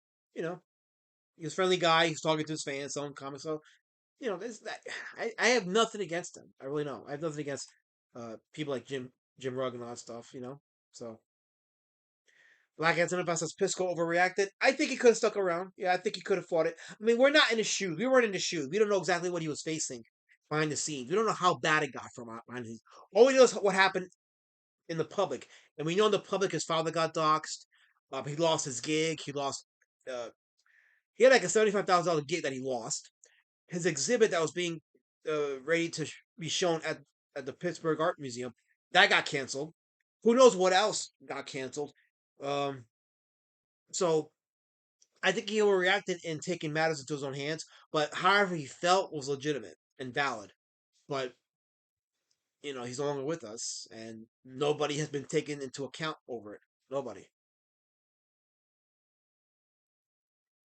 So Finn's Music Guitar says once a year comic store visit, maybe twice a week. I go once every week because I go to guitar practice every week, and there's a comic shop there, so I hang out there for a few minutes before I go to my guitar practice. But ask me if I go there for the comics. I don't. I don't really go for the comics. Not anymore. I go there for the action figures. I'll go to get supplies like the boards, the bag and boards when I pack my comics. I'll go buy those there, but I don't buy comics or graphic novels there anymore. I just check out the action figures, both used and new. Hang out there for a few minutes, and then I'm out. And usually I don't buy anything. Like in the last few weeks, I've gone to the comic shop. I come away with nothing. I bought nothing. There's nothing really there for me to buy, which is good because I don't want to hoard shit. Like I am selling some stuff, I'm giving away some stuff, but I don't want to hoard shit. I don't want to be that guy. I don't care about having an entire two wall spread of toys all over the place of the same character in different variants. I'm good. I don't need that. So, yeah. Well, let me just check the chat here. Let's see. Okay. Let's see.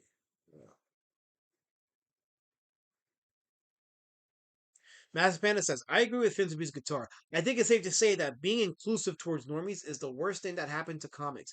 It worked way better when it wasn't cool to collect comics. Yeah, I think there's an argument for that. I think, with Ninja Turtles, when the first issue of Ninja Turtles came out, it was a punk style, crude artwork that was meant to just be the antithetical, word's hard. It was supposed to be a subversion of the mainstream.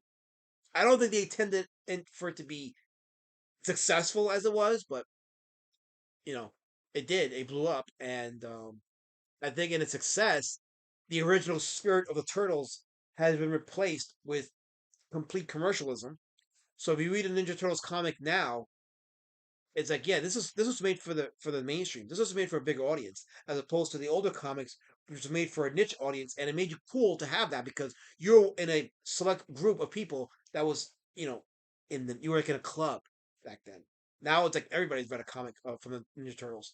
And I'm gonna give you guys a hot take. I'm gonna give you a hot take. You ready for this? I know I'm gonna get speared for this. I don't care, but I'm gonna say this. The Last Ronin is kinda overrated. Yeah, it's an overrated story. I had my problem with the writing in the book, and there were just so many things that I'm like, well, this doesn't make sense. Oh, how did they know this was going to happen? It's like, and the final fight sequence, I'm like pulling my hair. I'm like, oh no, why are they doing this? And people praise that book up and down. I'm like, it's okay, but it's not this legend. I know it's legendary by a lot of people, but I'm reading The Last Ronin. By the time I finish reading, I'm like, okay, I gotta talk about this. Anyway, hold on. Let me read more here. Okay. Chat's on fire tonight. Good. We have a very active chat now. We started off slow, but now we're at 26 live viewers and the chat's going off, so that's awesome. Slob Zombie says Jim Rook kind of fumbled the ball by turning his back on Ed. I feel bad for Jim in a way. Don't think he knew how that would affect Ed. That shit fucked him up. Well, in Ed's letter, he actually called Jim one of the good ones. So I think at his final moments, he still looked at Jim in a highlight and understood Jim's position. Again, there's a lot we don't know about what's going on behind the scenes, and I'm not saying that Jim shouldn't have taken a stand publicly, but people got opinions about that, and that's fine. And honestly, I don't think there's a right or wrong opinion on that one. I really don't. I think if you feel like Jim should have been more vocal, I can't disagree. I understood why he wasn't more vocal, but I get it. I get it if you don't think his silence was good. I totally understand that. So, KS says Alaska goes to his LCS, so people aren't sure if it's him that smells like flop sweat and stale Chinese food, or is it one of the other 29 guys? Let me tell you something right now, Kizzy. I'm gonna tell you something right now. There's only 10 when I go there. There's only 10 of them when I go there, not 29. So you lost. You lost. Fake news, Kizzy. Fake news.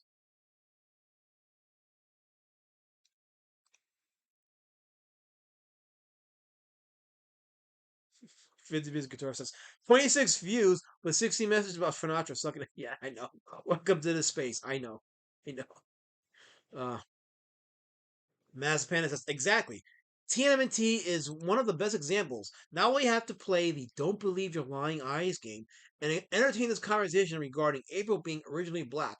Current era sucks. Oh yeah, absolutely, it does suck. It really does. So what a time, right? What a time.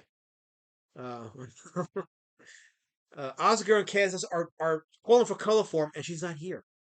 She's not here, guys. The Fermita cult is finally done. Yes, the Fermita cult is done. End of the Fermita. Totally. I love it. That's why I'm happy. Last. Very happy. Am I caught up in the chat? Let me see. Yeah, I think I'm caught up in the... Oh, that's cool. I'm caught up in the chat. Okay. By the way, I'm looking at the top fans on the... You know how they do that whole, like, who are the top fans in the chat with the XP thing? Okay, so let me see. Okay, so I just clicked top fans. So right now, as it stands, Mazapan is number 1. He's got 150 points. Number 2 is Vin Zinger with 125. Number 3 is Tim Olson. He's tied with Vin Zinger with 125. Number 4 is Great Goldworm. Number 5, Tech Zombie. Him and Tim Olson, no, him and Great Goldworm are tied with 100. So is Kyle Bug and Joe 88. They're tied at 100. Andrew Curry's number 7. Henry Bemis is at number 8. Number 9 is William F. And number 10 is Jabbage. Just Jabbage. Do better, chat. Do better. Just saying.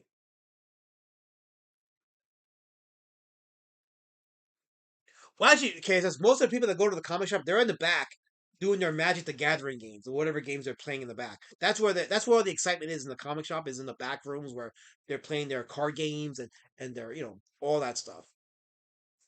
I hardly go there because I don't do the cards. I don't do the tabletop stuff. So, but I hear the noise. So I'm like, okay, there are human beings here. They're just not reading the comics. They're playing their card games. So, go figure, right?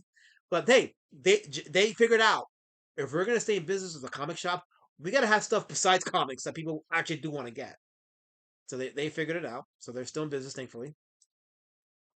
So April was based on a girlfriend who had a perm, says Cowabunga Joe 88. I know, I read that. It's like, modern day SJWs want to be like, oh no, she was black. Like, no, I don't think it's what you think it means. So, what do you call a typical D word, Tomothy? There's a lot of people typing in the chat. I'm trying to be fair to everybody, Tomothy. I'm trying to be fair.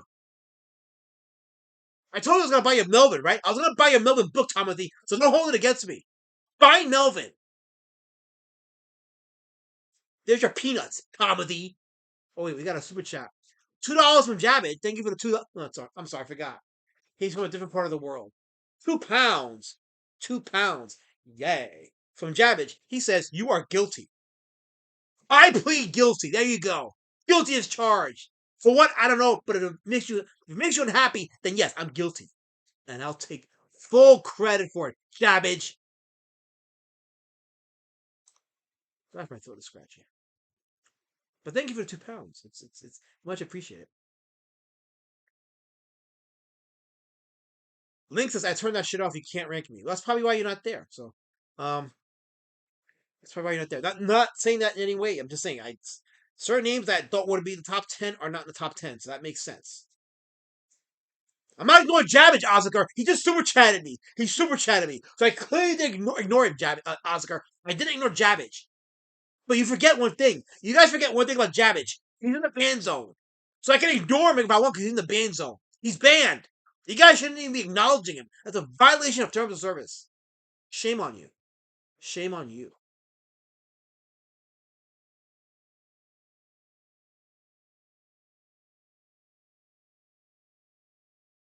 Oh, Tomothy says, I don't agree with Mazapan. Okay, Tomothy.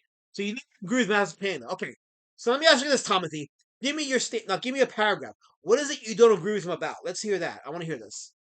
So Tomothy has a hot take. Let's hear Tomothy's hot take. Tomothy, the creator of the Melvins. Jabbage says he's number 1. Is he number 1? Let me see. Let me click on top fans. Yeah, because he sent me a super chat. So he just dethroned Maza Panda as a number 1 in the XP list. just for that £2 super chat. That's how rigged the system is.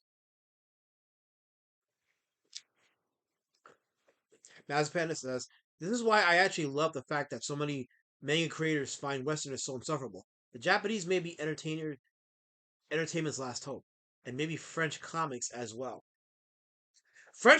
I did a series of the indie comic outliers on some of the French comic artists. Yeah, France is as it stands now, it does have a thriving indie comic scene, healthy comic scene.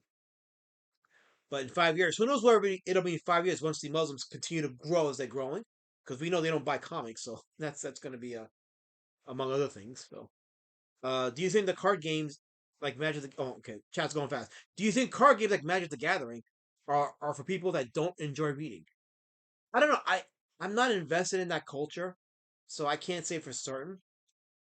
I mean, the cards themselves have words. They do read the words in the cards, so you can't say they don't like reading. It's just a different type of reading, different type of activity. And some of these card games have these books of like a manual, like a Bible, you could say, of the game itself and the characters and all that stuff. So I'm sure they like reading. It's just they don't like reading comics because they want to just do more of the interacting. Tomedy says normies are needed to keep comics alive. Yes, that is true because it was the normies that made the comic characters explode. There isn't enough nerds. I don't want to use that word, but just for sake of brevity, there isn't enough nerds in comicdom to make the comic industry sustain itself. You're gonna need people that are just like casuals that are gonna buy these books for the industry to sustain itself. And a lot of these normies left because they found these books boring or preachy or whatever the case is. And all that stuck around were the comic nerds that were trying to convince themselves that it's gonna get better. It's gonna get better. Peter Parker will get back with Mary Jane. It'll get better. I'm sure it will. And that number started to shrink even more because they finally figured out it ain't gonna get better. Even though some comics have come out recently that have gotten some acclaim, like again, I go back to the absolute DC line, but there's that.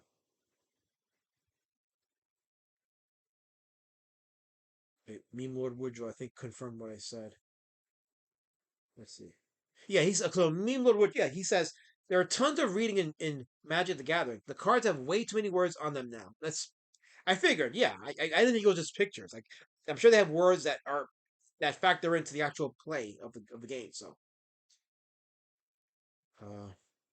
Gaia says my local comic shop closed about 10 years ago. The owner was the wife of the guy who owned it when I was a kid. She was 1,000 years old in the 90s. Damn.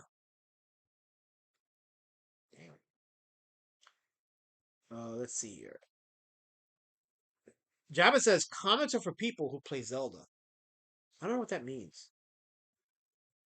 I'm trying to get past the peanut emojis in the chat. Stop spamming the chat with peanut emojis. I want words. I want something I can read. Damn, you triggered Linkovich. Wow, damn.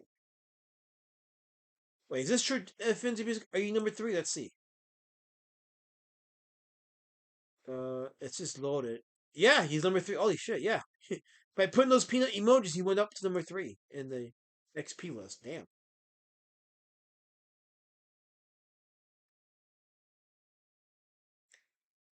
I have to skip a few chats because I'll be behind and I'm gonna log off at 11 in time for Raptor stream. Let's see. I thought okay. Let's see. This chat is boring, says Jab, but nobody here is threatening violence. I know. We're here talking comics. I've actually diffused the situation, Javish. They took their spears down. The chat took their spears down, and we're having a conversation. And I even got some of the people in the chat to fight each other. It's great. It's awesome. I love it. Tommy says, instead of waiting on the big two to get better, we need to be that change. A lot of us gave up on the big two.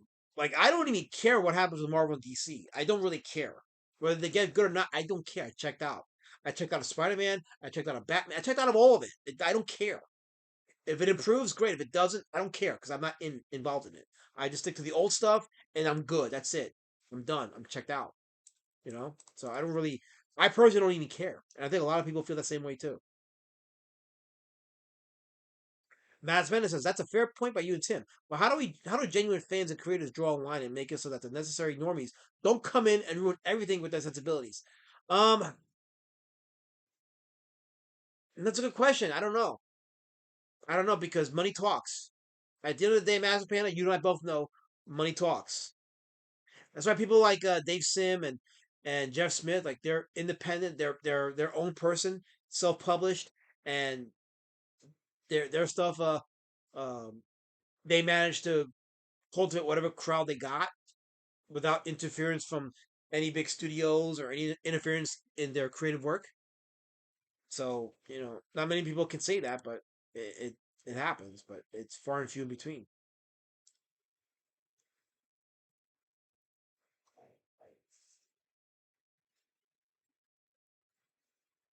A lot of people want to just Vanessa used to say mutual combat in the chat is always allowed. Oh yeah, absolutely, 100%. You know why I allow mutual combat in my chat? Because it's two less people with their spears aimed at me. That's why I allow it. So yeah. JV Salas says quarter finally hi. How you doing, JV? Good to see you in the chat. It's good to have people coming in and saying hi. I'll be streaming for another 15 or so minutes before Raptor goes live. So I will lead y'all to the promised land if he goes live. If.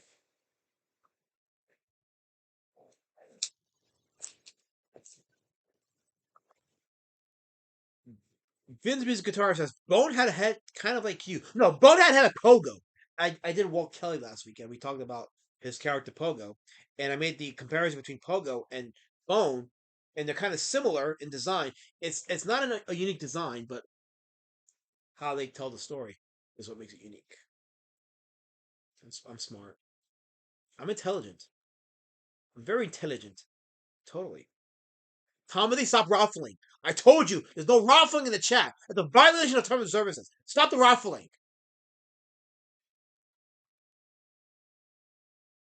Tomorrow is Friday. Yes, it's good. Violent Comic what's Road Warrior Drake about? That's a good question. Road Warrior Drake is a story of a bee citizen in the future of Earth where the states become commonwealths. And in the Commonwealth of Skullkill, Road Warrior Drake lays in the underground fighting off these street gangs called the Street Warriors, with each with unique powers and abilities. And Skullkill is under a massive power grab by the warlord named the Crimson. And it's about Skullkill's sovereignty. It's a comedy action story about Drake's ascension into the community known as Skullkill and how he fights the Street Warriors.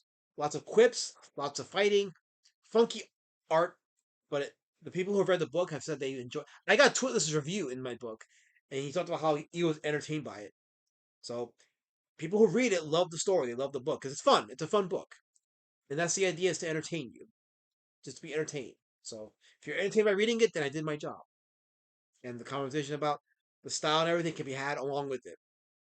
But yeah, you get a little bit of like a slight history lesson on Drake himself, the character, as I brought him into life, and through the art in the first book, as well as like art that was not used in the book, and art that I drew later after the book was published, and some older artwork that I did from years ago before I published Street Champion Road Warrior Drake. So yeah, so there's that. So let's see here. Okay, I think we're caught up in the chat. Chris Dance, I don't like fun though.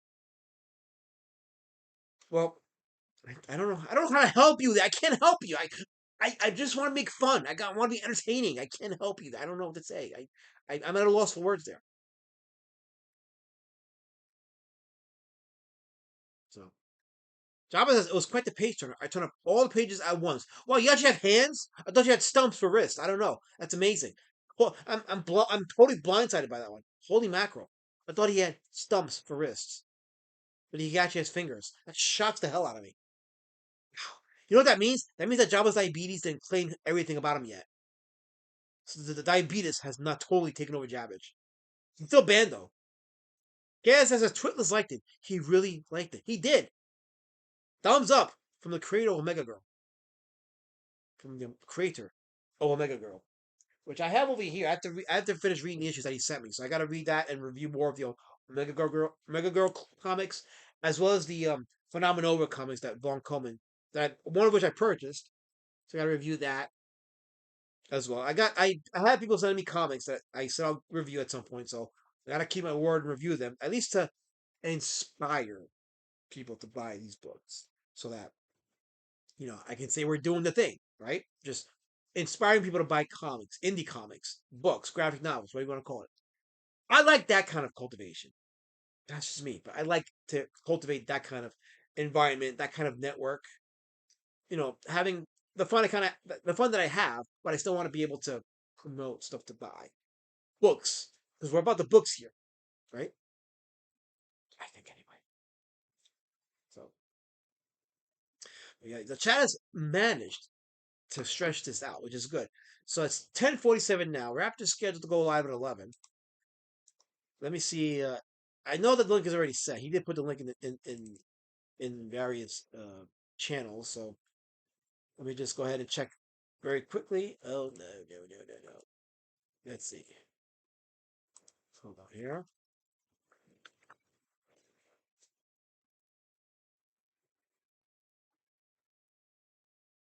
Okay, just click on his channel name. The live button. Huh. There's no link set. Okay. He is supposed to go live today, though. That I do know. He is supposed to go live today. So, but there's no. I thought he had put a link in there. I thought he set up a link already.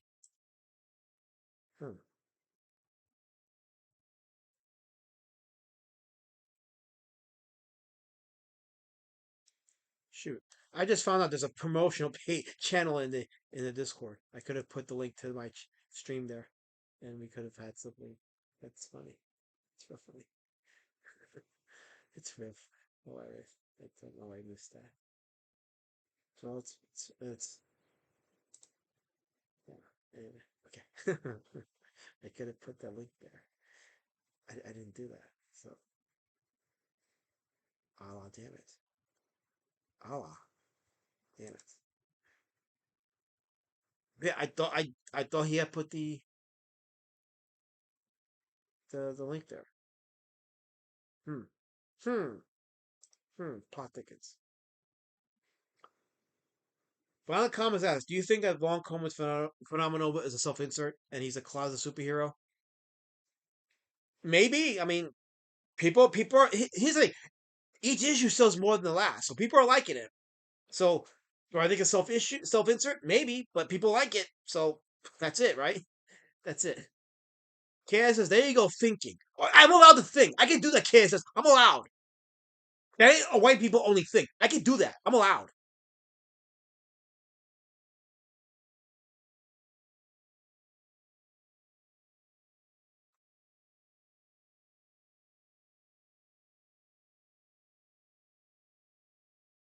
But yeah, I thought that he had put the link out. That is weird. That one's I got stumped on that one. That one really stumped me. I think I'm gonna need a minute on that one because I thought that he had created the link for the stream and everything is set to go live at 11 and I'm looking at it and like, no, there's no link in the chat. I mean, there's no link in his channel. I thought I retweeted something that he put out there about the show tonight.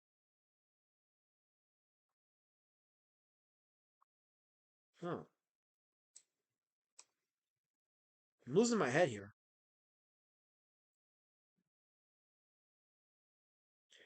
I'm losing my head. Yeah.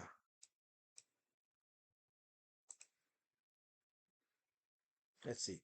Okay, there it is. Okay, there's this post right here. There's no link. Yeah, okay, so he posted a tweet, but there's no link. How did I miss that? And there's no link. There's nothing on his channel. Okay, guys, so I said I was going to go live to 11, okay? I said I'll go live to 11, but it does look like there's a show even set up for 11 o'clock tonight, even though it was promised. So, I don't know. We got 31 live. Okay, so the view count's going up, and I'm guessing because people are anxiously awaiting Raptor's return to live stream tonight. but there's no stream set up. Jabba, you're disgusting. Chocolate spread in my head. You're disgusting, Jabbage. You're a disgusting man. Typing that shit in the chat like it gives you clout. That gives you no clout. None. Which was oh no, it's not happening on time. Who would have guessed that? I know. Maybe. Oh, shit. See, right now I got 31 people watching, so I'll probably just stick around a little past 11 because to have that many people on there, it's like it's a good time to promote, but still, like I'm not gonna promote every for an entire 10 straight minutes of it either. Stanley says, Chris says, I just got here. Feel free to start over. So yeah, just go back and watch the conversation about Tony Lorenz. Tony Lorenz. That's his name.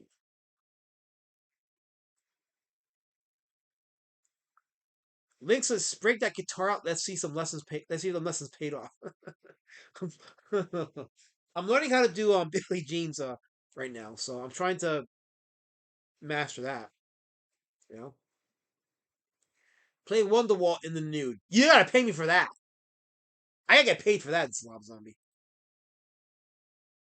Have you decided on a plot for Crisis on In the Earth? Asked Brown Zombie. I already got 2 of my pages submitted. I gotta work on the 3rd page, and that's it. I'm done. I gave John my pitch. He liked it, so that's the pitch I'm going with. That's what I'm drawing. I've done 2 of my 3 pages already, submitted to him.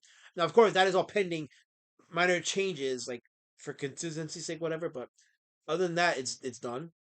Oh, drawing the 3rd page being submitted.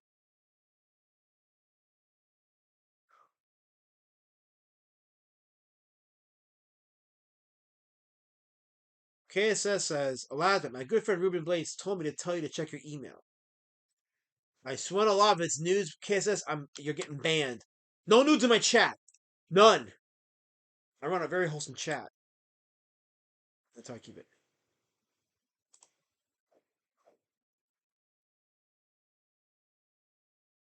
So, but anyway, so I'll stick around for a little bit.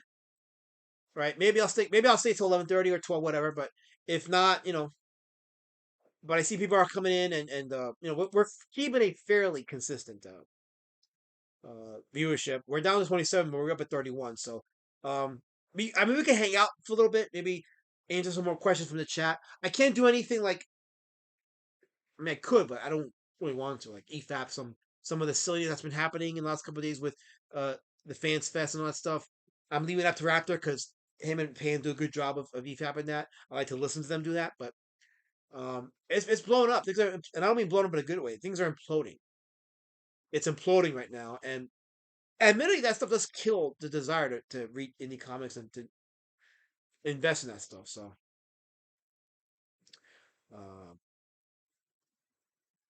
anyway, we got a $5 super chat from Blasey1. Thank you for the super chat. I appreciate that.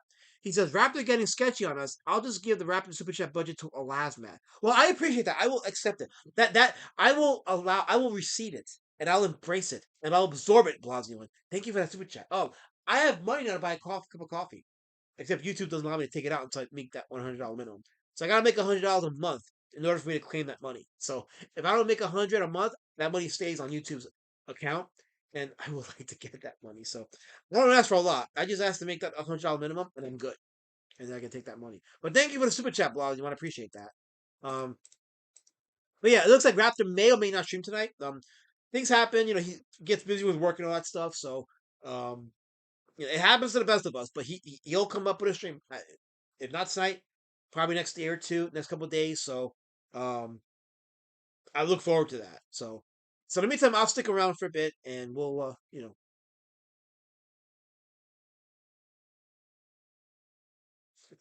So I'm just reading the chat right now, just catching up.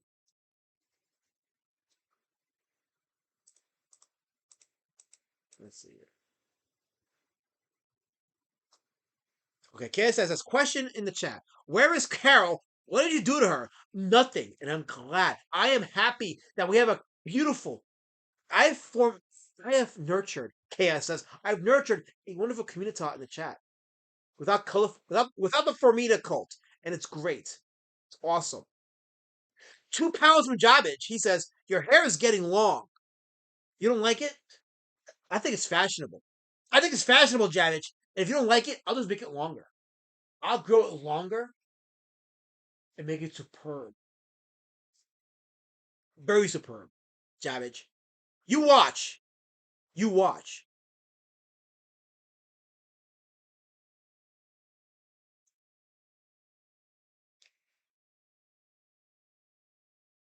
$10 Australian dollars from Oscar. Damn. Okay, they're coming in. 10 from Oscar. So let's see what lovely inspiration Oscar gives me. He says, say something nice about Jabba. He is a pillar of the community.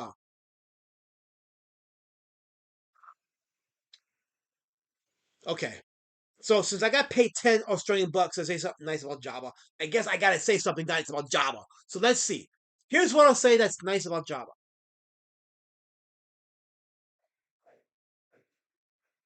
Oh, okay, how about this? I'll show this.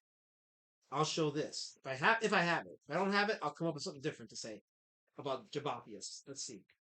Do I have it? I should have it. I don't know if I do have it. I thought I had it. Probably don't have it. If I don't have it, I can think. Oh, here we go. Okay, yes. Here's what I'll say about Jabbage that's nice. Here's what I'll say about Jabba that's nice.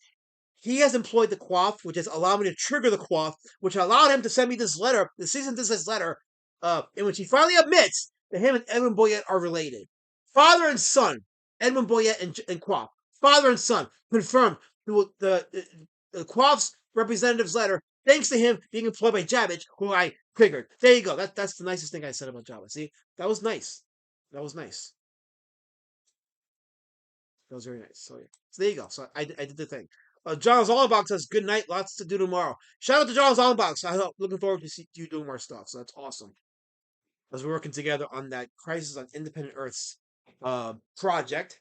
That's going to be the talk of next year. If not the rest of the year, definitely next year. But I got a feeling people are going to be talking about it before the year ends. Mark my words. Mark my words. Black Hat Cinema says, I have a Street Champion book in my cart, but I'll wait till I think of whatever else I need from Amazon. That's how I do it. Like, if I want to buy something from Amazon, unless I may think that there's something else I want to get, I hold off so I can save on shipping. Although I have Prime, so I don't pay shipping because I have Prime, but I get it because still, like, some people don't have Prime and they want to, if they can save on shipping, then I definitely would do it. So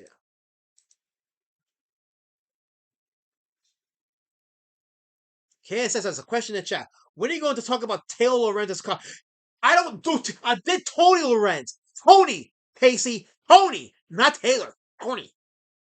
Jarvis is getting gay. Well, I'm glad you appreciate it. Thank you, Jabbage, for appreciating it. I'm so glad. So glad. Got Force Ghost Fabio in the chat with the 3 B citizen emojis. Welcome, Force Ghost Fabio. So Chris says, blown the roof off. Exposed. Says Oscar. The Croft made enough money off Jabba's comic to buy 1 gallon of California gas. That is accurate. Yes, that is very accurate. By next year, a gallon of gas in California will probably equal my mortgage. So yeah, that's very accurate. How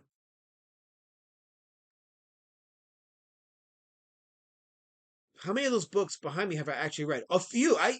Okay. So since I started drawing and writing comics, I've been behind on my reading list. Like, there was a period before I did comic before I started writing and drawing, where I would buy a book, I'd read the book.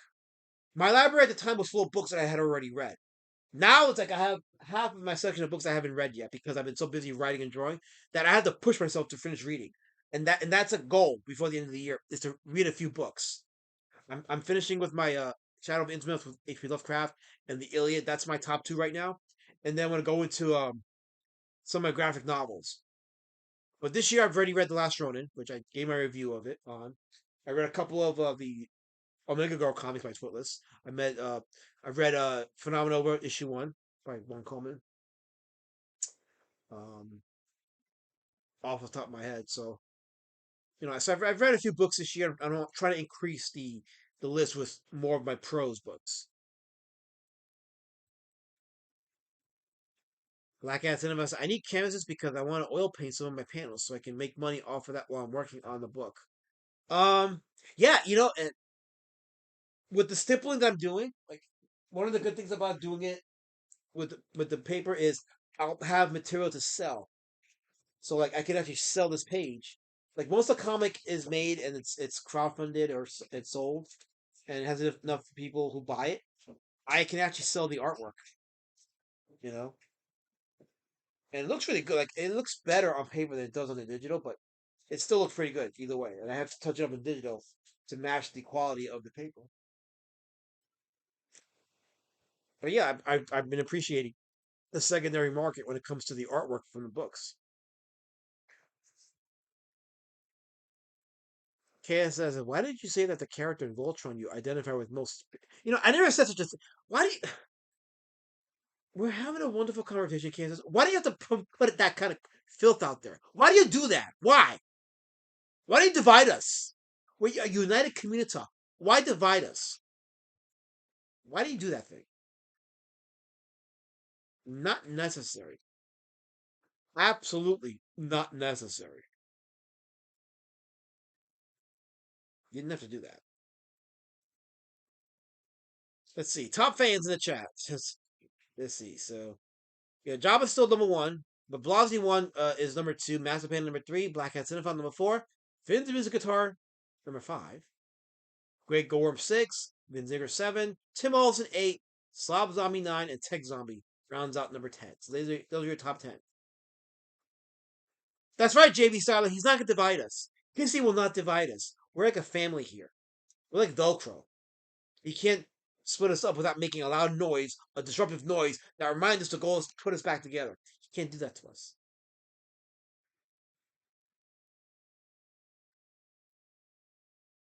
I'm not reading that comment, Kissy. I'm not reading that comment. Nice try, though. I'm not reading it. You have failed majorly. You understand that? You failed. You're done. You're done.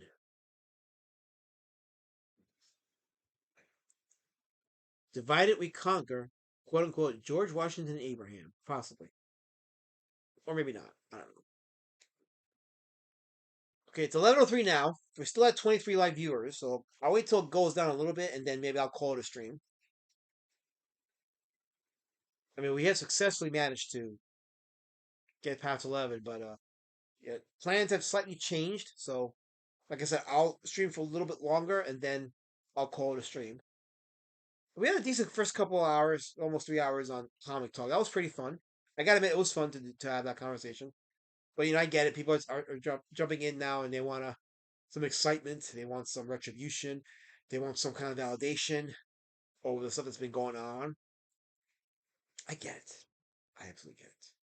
So I'll stick around for a little bit longer. But if I see that things are down and people they want to dip out, whatever, then then I'll call it a stream, and we will resume again.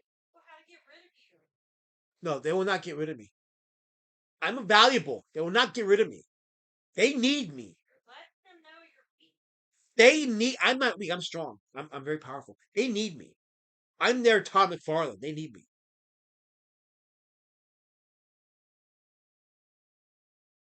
Link says we want a wellness check on color form. The Formita cult will not thrive.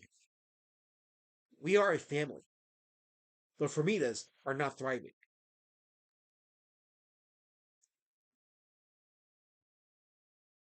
The hell does that mean, says Kansas? Call it a stream. Was it a stream? You know what I meant when I said call it a stream, Kissy?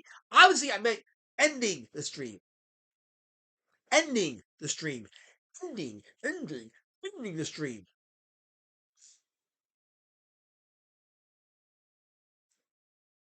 Slob Zombie says, dig into Power Comics channel. A lot of cool lo-fi underground comic art.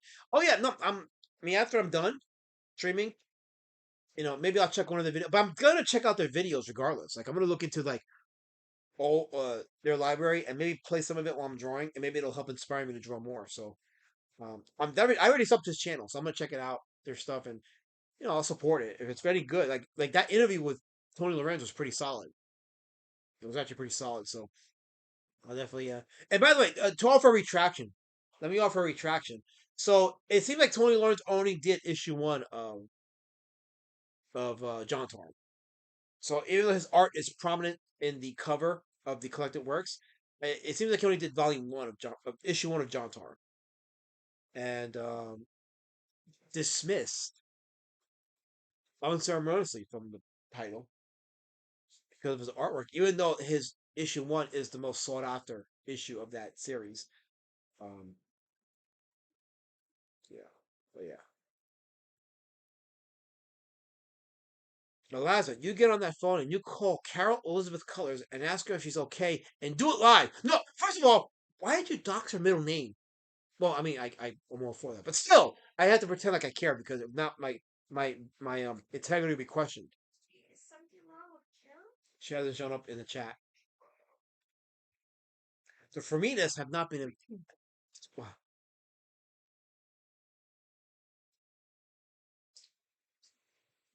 Raptor's late. Hmm. Girl's not here. And Raptor's not here. Oh wait, Candy says, Eliza, will you pose for pics in your boxers, and then I will offer to sell them to EBS for $1K. We can split it. I might take you up on that. Actually, if he pays $1,000, I'll take you up on that. I'll do my best pose in my boxers and give it to EBS, and I'll live off the 500 and pay off some debt. That'd be awesome. I'll do it. Fuck it, I'll do it. If Ethan wants it, I don't care if he goons to it. Just don't tell me. Listen to him, folks. We have more debt than that. Just don't tell. It's gonna be more. If Ethan goons to it, as long as I don't know about it, I don't care. I'm not gonna judge him. I don't care. Just don't tell me you're doing it.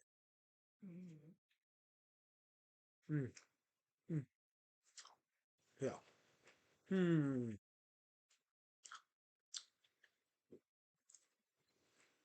I take some good pictures of. I really would. Which is why they're mine. That's true. That's true. Anyway, the view count's going down, so I'm guessing people are just dipping out. So I might just end the stream. I'll give it like another minute, and then if it stays this way, I'll end the stream. I mean, I've been going for 3 hours, almost 3 hours. Actually, exactly 2 hours and 52 minutes. Linkovich says, Alatha, response to allegations that you took pictures in your tight whities to sell some to sell some bunk vacation packages. That's 2 lies mixed into one. First of all, I didn't sell the vacation packages. Those were actually included in the tiers for the books. They were free. Number one. So it was an extra incentive. So nobody paid money for those. Number 2, I haven't worn tidy whities since I was in my teens. So no. And by the way, that picture that I took was actually very tame. It was me on my stomach in bed. So yeah, it was just me laying on my stomach in bed with my boxer briefs, and it was shot in a way where you only see part of the boxer briefs. So it's the tamest thing I've ever done. It's far tamer than my shower streams. So yeah, I haven't worn tidy whities since I was in my teens. Once I upgraded to boxer briefs, that was it for me. I'm like, I am done with the tidy whities. I am a man now. Okay? When I turn 25, I said, I'm a man. I'm going to wear my boxer briefs and conquer the world. 25? I'm even younger. But still, I'm just throwing him out there. But yeah. I gave up a boxer briefs a long time ago. What's wrong with tidy whities? I don't like tidy whities. I don't like tidy whities. Why not? I just don't. What do tidy whities ever do you? I just don't like it. I like boxer briefs. I like the boxer briefs because it protects the package and it still covers enough for me to make me feel like I can walk out into the yard. I can walk out to the front of the house and pick up a newspaper. I also like boxer briefs. Yes, they're very comfy. Mm-hmm.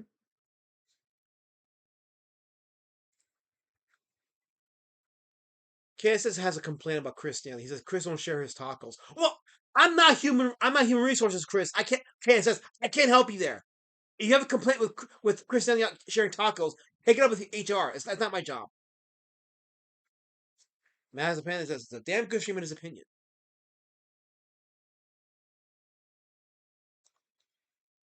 Okay, so we're down to 16 viewers. So that means it's time to end the stream. So I'm gonna end it now. Viewing. What's up? That's your average viewer count. That is a good point. That is my average view count. So like 16. 23. Yeah, 16, 23. Yeah, that's in my average. I guess I should wait till it goes on to 12. Once it goes on to 12, then I'll end the stream. You're gonna make 4 people leave. No, because they love me. My community loves me. I mean, I guess if you want the viewer count to go up, I can come on. No, you don't have to. Because they'll use you as content. So no. My detractors will use you as content. How? I'm just standing here talking. Well, you can say you're talking. Yes. Remember, they don't know what I look like. Ken says, I wore boxers in high school. Moved to boxer briefs when I was 19. I like to support. I don't want droopy balls. I don't want droopy balls either. So yeah, I get that. Even as a youngster, I didn't like tidy whities, says Master. I had no choice because at the time I didn't have autonomy over the clothes I wore. But once I became a late teenager and I had autonomy, I said, I'm done with the tidy whities. I don't want tidy whities. I don't want tidy anything. I just rather have boxer briefs. I think the kids tidy. Yeah, I mean, keeps things in place better while you're running around playing and sports and whatnot. How did a comic book stream become a conversation about my underwear? Because you kept bringing it up. That's why. I was talking about comic books, come on. and they brought it up. The I'm chat, fucking normie, and even I knew that. the chat brought it up. They're degenerates. You just like talking about yourself. I do. I'm art. So now we're up to 18 viewers again. See? Because I started talking. Yeah. Boxer briefs for the win, says Chris Stanley. Yeah, 100%. I like boxer briefs. They're the best of both worlds. They keep the junk comfortable, and they're still pretty masculine enough for you to walk out the house and get the newspaper.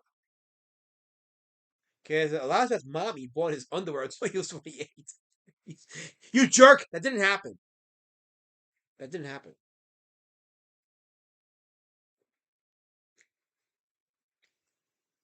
That did not happen. You wish it did, but it did not happen. Nice try, though. Nice try. Mads Bennett says, or Speedos. Basically, anything with minimal coverage and pro bodybuilding needs to get rid of those sissy thongs and just bring back the older posing trunks. I guess I'm just phobic. Cancel me. I agree with you, Mads Bennett. Everything you said, I agree. Totally. So, you definitely ain't getting.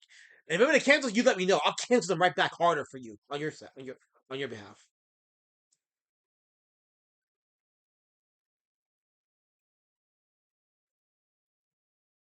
Okay, yeah, this conversation has gone off the deep rails. Like we're having a conversation about I was talking about pictures and cartoons and comics, not skivvies. We gotta change the conversation, okay? Because I can't do skivvy conversation. I can't do skivvy talk.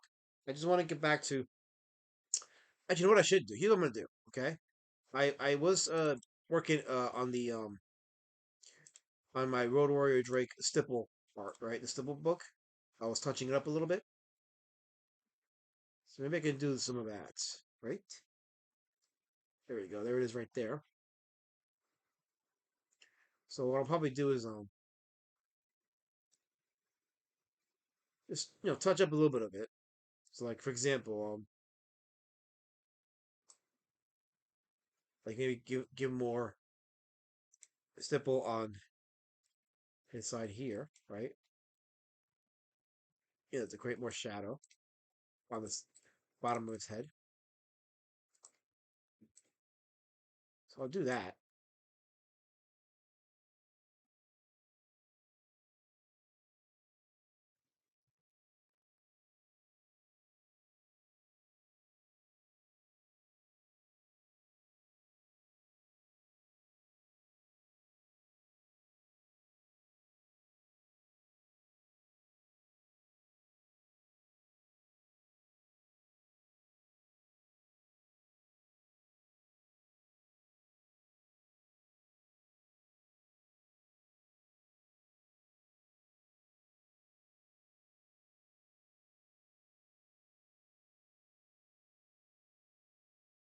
I know it's kind of silent. I know silent. I will address the chat in a second. This just became an impromptu draw stream. Well, it's not necessarily a draw stream, more of it as it is a touch-up stream. But still, I guess it counts because it's. That's not what I meant, but okay, fine.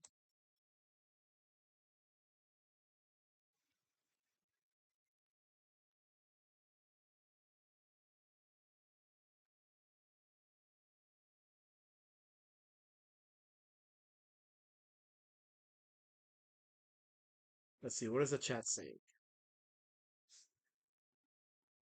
This reminds me of the Seinfeld episode where Kramer went freeballing. Oh, damn it. Damn it.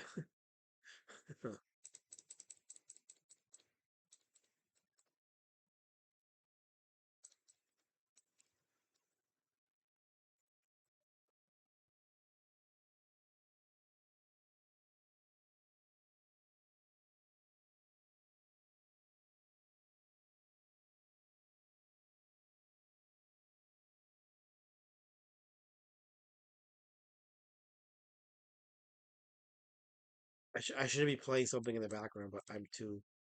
I was unprepared for. Like, I'm only streaming because there's still people watching. So I'll just stick around for a bit until there's enough of a decrease in viewership that I was like, okay, I think it's time to call it a stream.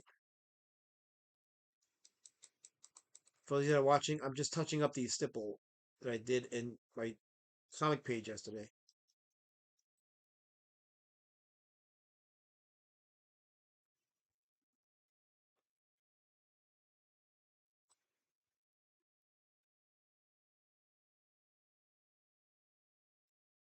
Like, I'm trying to get rid of most of the pencils marks, but I won't. If I don't get rid of them all, it's not a detriment. It's just proof that this was definitely drawn by hand and not like AI or some shit like that. So for those of you that are anti-AI, well, there you go.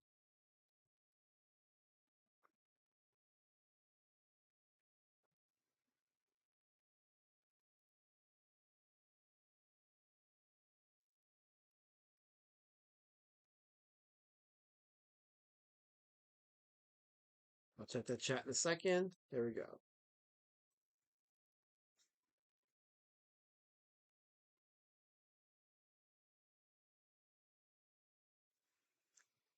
I have the secret John Millen video on comic. I actually do have it. I saw pieces of it and I'm like, holy crap, this is just that stream was estrogen on steroids.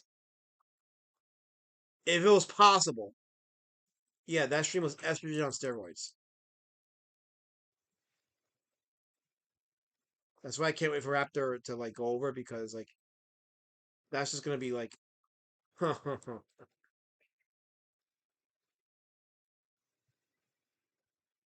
they probably did. There was probably a hit job that happened and we didn't know about it till now and it's gonna be exposed.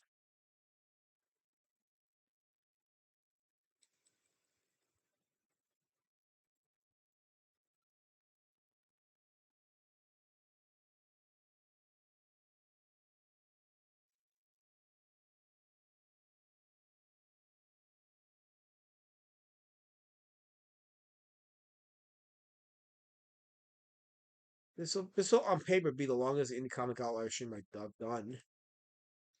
I think. I mean, we definitely gone past the 3 hour mark, but like I said, this became an impromptu draw stream, so there's that. Although, shout out to Tony Lorenz for being an inspiration in me producing my work and having the staying power that I've had. I haven't been doing this for as long as I have.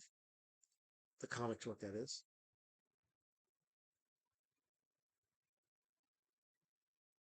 KSS says, allow that 1 minute, get 1 minute more, I'm getting updated. Okay, I guess that's probably good news. That's probably good news. Okay.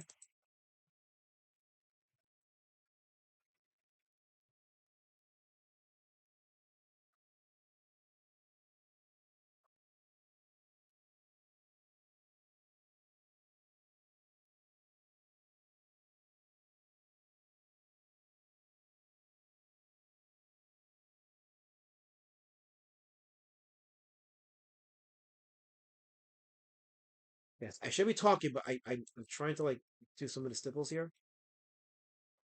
With some.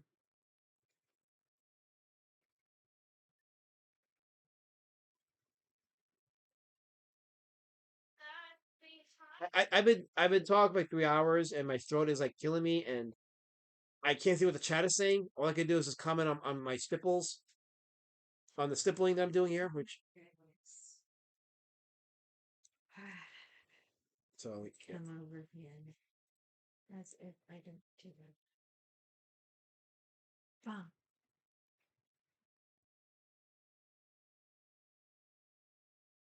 Holy shiitake mushroom.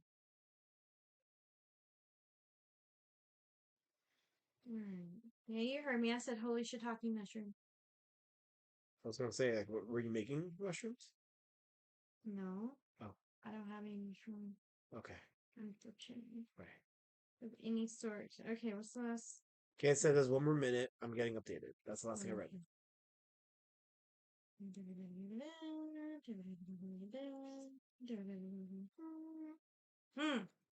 Corbin Zinker says, okay, that's a nice drawing. Oh, shout out to you. Thank you for that. Yeah. That's it. One person said one thing. Did they do better? Well, let's see. We got 18 likes and 19 watching currently. So all them people that freaking came in and left didn't like. Dollar stats. All right. Linkovich says stipples. More like stubble. I will give him a pass on that comment. I'll give him. I mean, it does like stubble because I am. There is you were really pounding that paper, babe. So I was asked earlier about my wrist. My wrist hurt, and I was like, "No, it's actually my." You remember me telling this? My thumb. Yeah. It was my thumb and my pointer that were hurt. Not my pointer. My ring finger that were hurting the most. Which is why I told him that we're gonna have to set him a timer because I need his hands to be okay. Yes. She loves my hands. I got to make sure my hands are top form for when she needs them.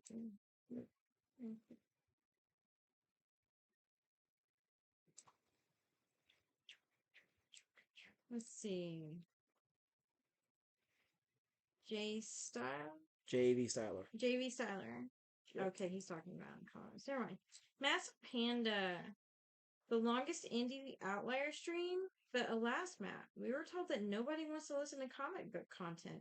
Drama must be front and center at all times. Then you show your book intermittently. Well, as you know, Massive Panda, as you know, it does take a while to cultivate a comic book audience, but when they come by, they stick around, and if you give them that discussion, yeah, they'll stick around, and they're there, but you gotta really work hard to attract them, and convince them that yeah, you're one of them, you're one of the comic. But here's the thing, if I talk comics, it's more just like the history of comics, certain history, like just the indie stuff. And then showing my books, and that's really it. I'm not gonna do live streams on Marvel and DC and shit. Maybe I'll talk about the movies, like the recent movies. I'll do those, but that's about it. But the conversation about Jean Grey and Brand New Day, that was a pretty hot conversation. People had opinions on that, so that was fun to talk about and dissect the story based on that. So. Do you need more coffee? Okay. I mean, I could have another cup of coffee. So, is Stipple supposed to be dots? Or yes. Is it okay that it's lines like that? What lines? Well, because that's what he's talking about. He called it stubble because it looks like you shaved. Oh. And it's growing back. So it's not exact perpendicular, dots. You know what I mean? Right. I mean, it's elongated. I think in some cases, for example, with this, where I'm trying to make it as black as possible, there might be some cases where it becomes elongated, because that's because of the movement of the mouse or with the pen, that happens. Yeah. So. KSS says, allows Matt setting things up. Okay, so it looks like the Raptor's going live. Okay, very good. See, guys, I saved the community. See why I'm so important? Unita in the community. This is why I'm important. I saved the community. That's right, I did. I saved it.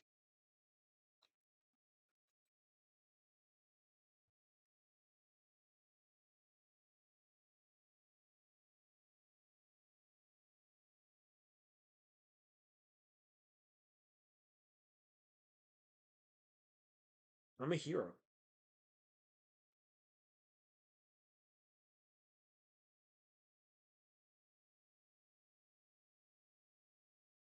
I'm an absolute hero. I mean something.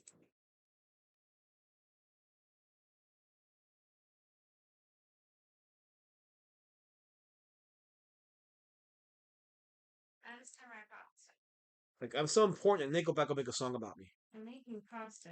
Oh, even okay. though I have no intention of eating it this evening. Here we go.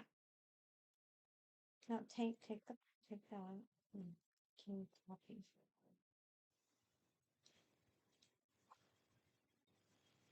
But yeah, like just like Tony Lorenz said, like I'll draw something and I'll look at it like, you know what, I could have did it better. For as much work as I put on the stipples, I feel like I could have made it better. But like doing this is helping me like say, okay, yeah, it's definitely looking better now. So yeah. Wait, are you stippling with the mouse? Yes. You are? Yes. Is it easier to do that? Or No, I mean you'd rather stipple with the pen because it looks better organically. But using the mouse will help supplement some spots to enhance it. So for that reason, I do that. Oh shit, colors! Oh fuck, it's color form. She's in the chat throwing tables. Damn it! I told you her and Raptor were up to something. Damn it, she's in It's here. your fucking fault, he's like. I still love you, Carol. Vindica says, I really like that you dot things with this dotting style line art you're using. Yeah, the stipple's pretty good. I like stipples. Thank you for Tar Wrangling Raptor, Elasmat, says Oscar. Well, I'll accept it, sure. Link says, good old reliable Elasmat. I did the thing, yes. I did the thing. I really like it, says Vinziger. That's well done and very high proficiency in dotting, you know. Thank you. Thank you for that. I mean, I would love that compliment, but Teleform is now throwing tables in the chat, being violent. Stop the violence. Fuck. Stop the violence, Colorform. Just stop it. We were doing fine. We were a united community. We were united. Okay, people were loving each other and having hands and you know, cultivating networks. You didn't have to come here and throw tables like you did. It was uncalled for. Colorform. Totally uncalled for. It didn't need to happen.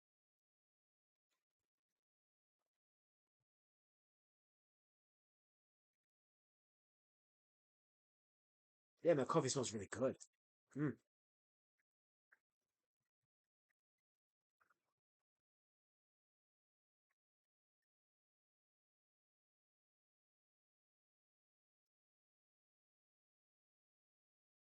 Even the cat's like, that's some damn good coffee.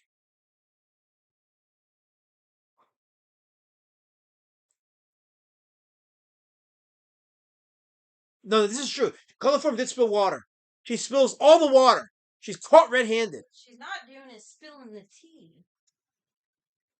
And that's what we want. Spill the tea, Carol, not the water.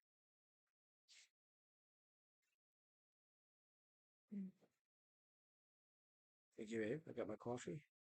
Mm-hmm. As Raptorical sets up his live stream, so. What? I did not ruin a drawing. No, not talking about you. I'm talking about Colorful. But Vinziger says, given you like inking and your high proficiency, let's say if someone wanted to bring you to their project as an inker and wanted you to use this dotted line art, would you be open to it? Oh yeah, if they wanted me, absolutely. I'd totally be open to it. I'm absolutely open to that, for sure. These are cool panels, lads, man. Hail the stipple. Hail all the stipples, yes. Let me just zoom out so you can see it. So yeah. So I just gotta like darken some of the spots, but the first two panels are pretty good. I'm not gonna mess with those. Those are good. I've enhanced the third panel, so I just gotta just enhance some of it. I'm not gonna go crazy with all of it, just some of it. And I should be good. I should be happy. Disclose of Drake's face here. So yeah, so Raptor is definitely gonna go live, it looks like. So things are being set up. So it's gonna be a very wild stream. I'm looking forward to it. As we head into Friday, for some of us, Friday happens in about 30 minutes. For many of us, it's payday, which means for many of us, we'll lose a lot of that money in bills. But, I like paying my bills, so it's fine.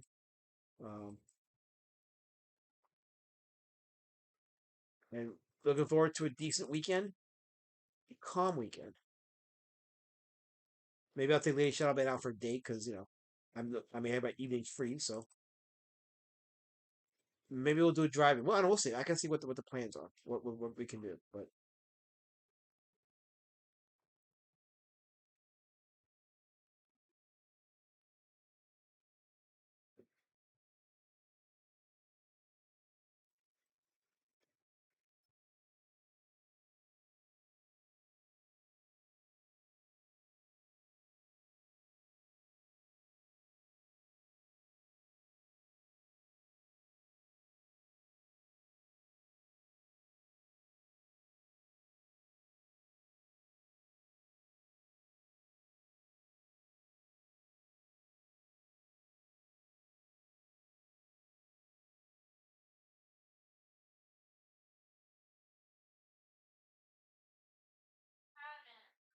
Okay, so let's see. The chat is going off again. Let's see. Okay, it says, "Hello, America's sweetheart." Damn it, I can't even write that. Violent Comics, the art looks cool. Color from I guess. Hi, KSS. Hi, Oscar. 4 meters or 4 minutes again. Damn it, shit. Fuck, game 4 meters. Anyway, um,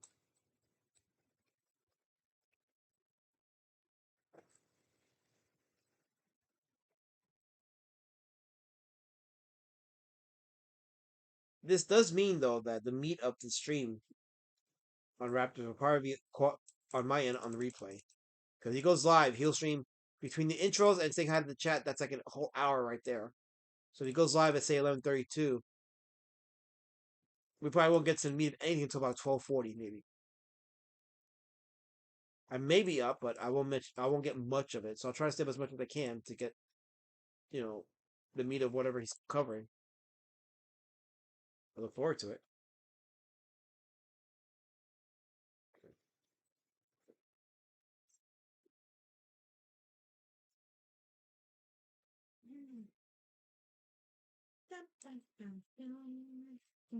Violent Comic says art looks cool. Yeah, I read that. Oh, okay. But thanks, Violent Comics. I do appreciate that. I don't care if I read it already. It's doubly appreciated. Yes, yes, it is.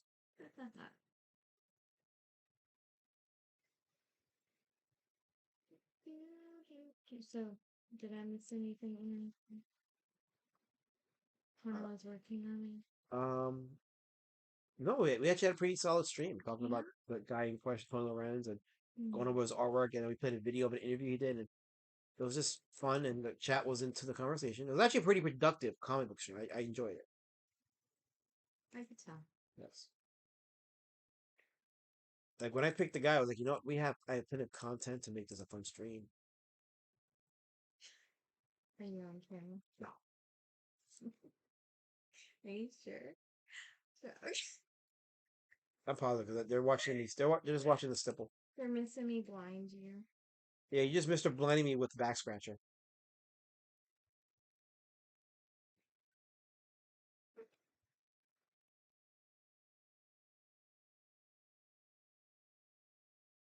Dang, I'm jealous, Massive Panda. He's gonna eat chicken wings. Oh, he's having chicken wings? He said, I always look forward to Friday nights. I'm gonna eat so many chicken wings. Do Yeah. you always eat chicken wings on Friday night? Shit, I want to go to his house now. Right? I want some chicken wings. Between him and Linkovich, we would never go hungry. Right? Mm-hmm. Oh, that's why we're supposed to have friends. Yes. We can just go to their house and eat their food. Right. People are missing out. Gotcha. We're missing out on a big Why time. are you be so unpopular? I don't know. What do you mean I'm popular? I'm a community leader. I'm very popular. People like me. Yeah. Yes, I do. People like me. Mm-hmm. They appreciate what I bring to the table. I influence them.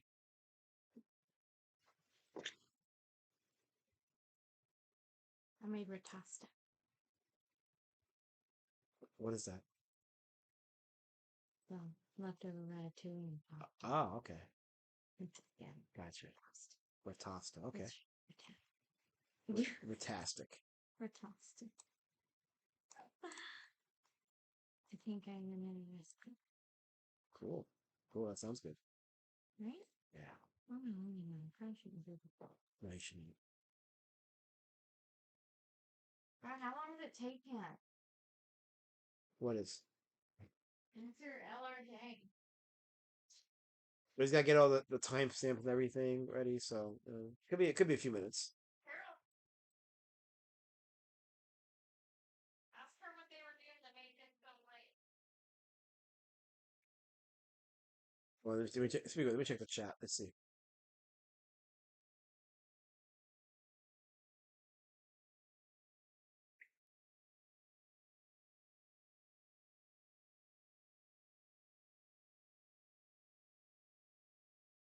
Still at 19 viewers. Okay, that's kind of impressive.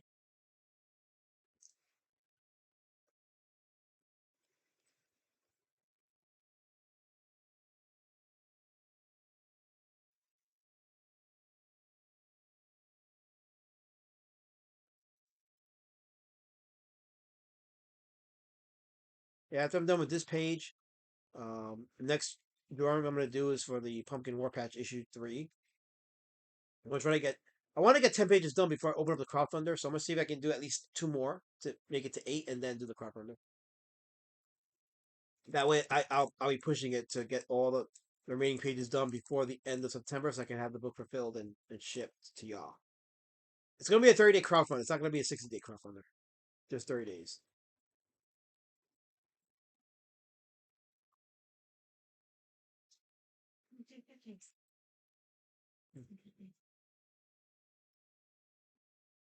That's good. It's very good. It's delicious. It's been quite the cook this week. Yeah. Damn, that's good. Don't get used to it. Why? Because I've reached an age where I'm sick of cooking. I love cooking. Then why don't you ever do it? Because you won't let me sometimes. That is not true. That is true. When? What I'm trying to make. When? Most of the time you don't even know what groceries we have here. That's a good point, but still. Yeah. You never go shopping at the grocery store anymore. That's because you've taken over for me. Yeah, you have. You let me. Is that just weaponizing competence? No, that is me. No, that is weaponizing competence. I'm just kidding. Oh. Doesn't mean you can't jump back in, dude. And well, I try, but you know. What? I'm not stopping you. We shall see. Make some meals. I would say today. Pull out the steaks, and I'll get to it. We already ate steaks. Oh. Yeah. I mean, I am supposed to work till 5:30 every day next week. Gotcha. Okay. Mm-hmm. That's a sign to have some dinner ready. So there you go. That would be very nice.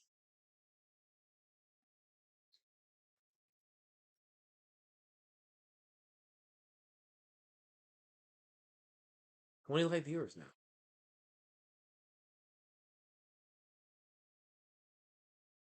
Talk Zombies that has Raptor started when we need a more entertaining stream. You got me, okay? You got me. I'm worth it, Tech Zombie. I'm very worth it. And his live stream has not been set up yet. It's probably still being set up as we speak, but it's not set up yet.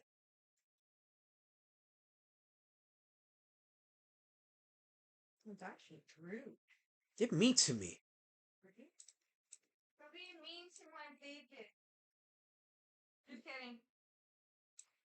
Give him hell, guys. No, she values me.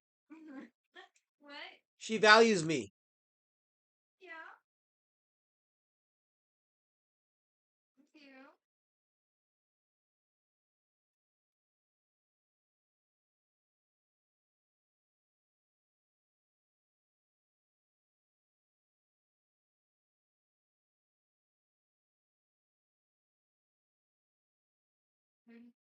Couple of them are talking to each other in the shower.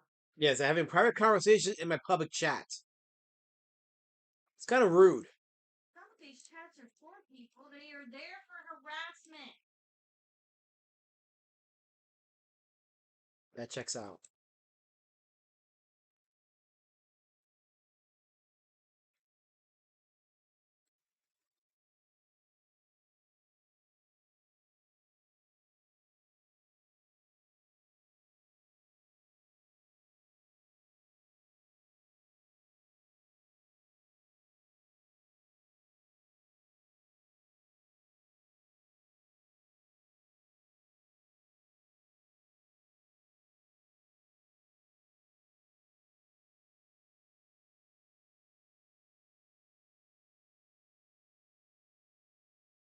Let's see.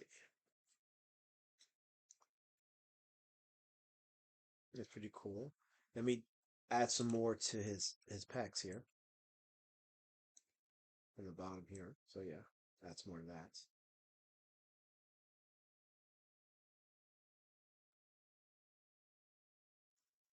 We got 20 still watching. Oh, we got 21 now. Holy shit. We're back up to 21. 21 live viewers now. If you just joined us, Raptor is apparently going to go live. Why are they here? I guess they'll take anything until Raptor goes live. So I guess I am their Tom McFarlane, so they will take me.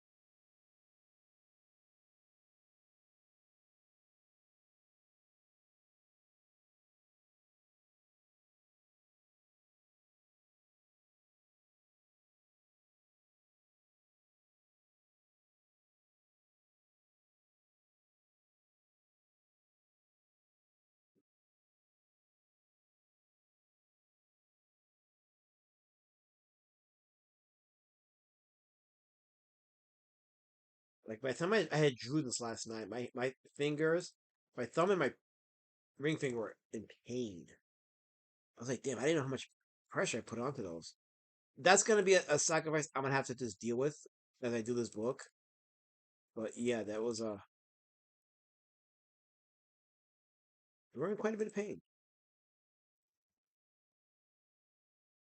And then I was like, I gotta we look at this page again next day to see if there's anything that could do to improve it. And sure enough, there was, and that's what I'm doing. I'm just adding more dimensions to the stipple so that some of it really sticks out. Like I want I want each panel to stick out. And if it doesn't stick out, then I gotta redraw the panel. And I'm prepared to do that. Like I will redraw a panel if I feel like it doesn't stick out. And there's already one panel in one of the pages I've already drawn that I'm probably gonna redo. Because I'm looking at it like it looks a little too busy, a little too confusing.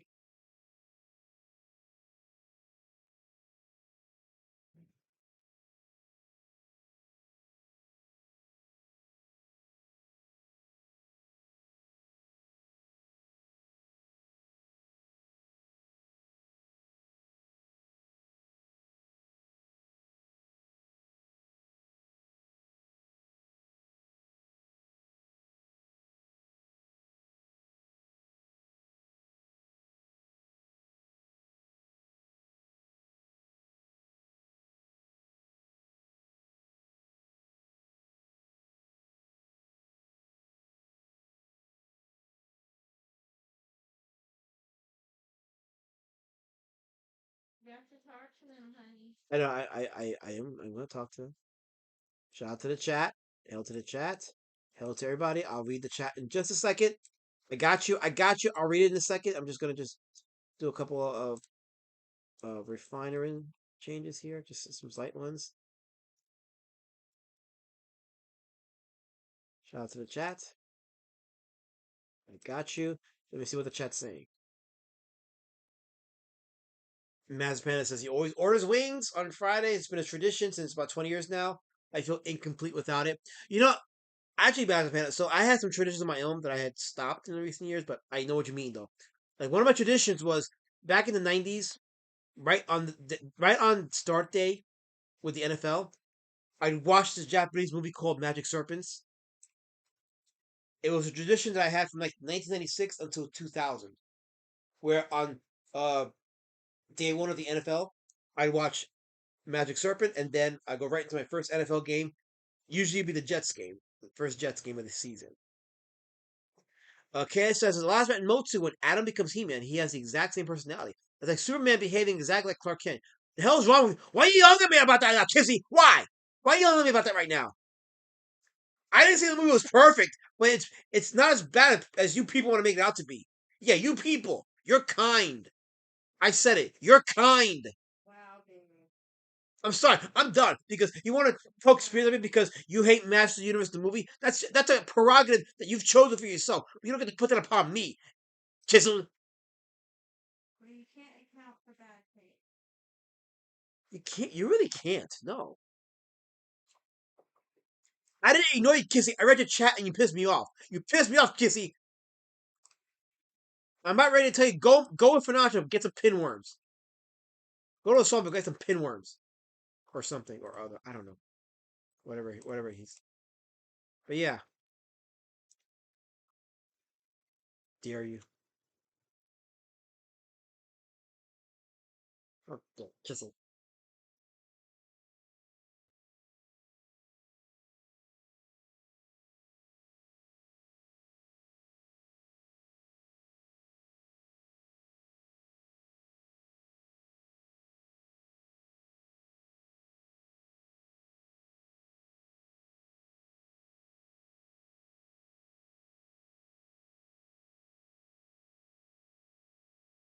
You didn't read my Roboto comment. Hold on. Okay. You wanna go cry? Let's go. Okay, Violent Comics asks, what's your go-to takeout item? Can't go wrong with a pizza pie. But it'll either be that or my chicken wings with vegetable fried rice at the Chinese shop here. I love that. Let's see. What did Kissy say about Roboto? He says Roboto in Motu was a female. Why? Why not make Roboto sound like a robot, like a Cylon or Jeff Zuckerberg? Okay, I admittedly was like, that's kind of weird. But honestly, it didn't bother me as much because it wasn't a main character. Roboto wasn't necessarily a main character in the movie, and honestly, at the very least, they killed it off, right? They did kill off the female Roboto, so it's like, you know, there's that.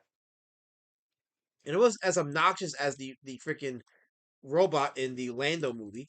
No, not Lando, it was Solo. That robot that apparently Lando was having relationship with in the Solo movie. That was weird. That robot was obnoxious and weird.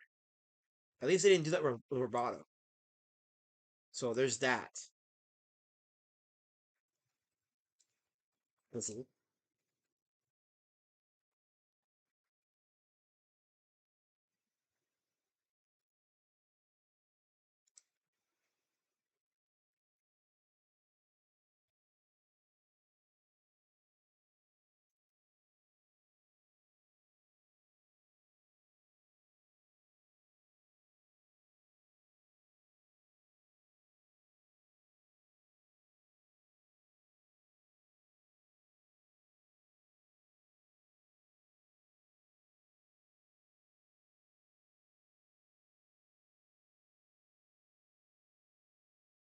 That looks solid.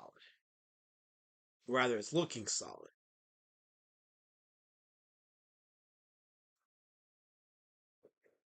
Long comment. You like the Chinese chicken wings? I do. I like the Chinese chicken wings.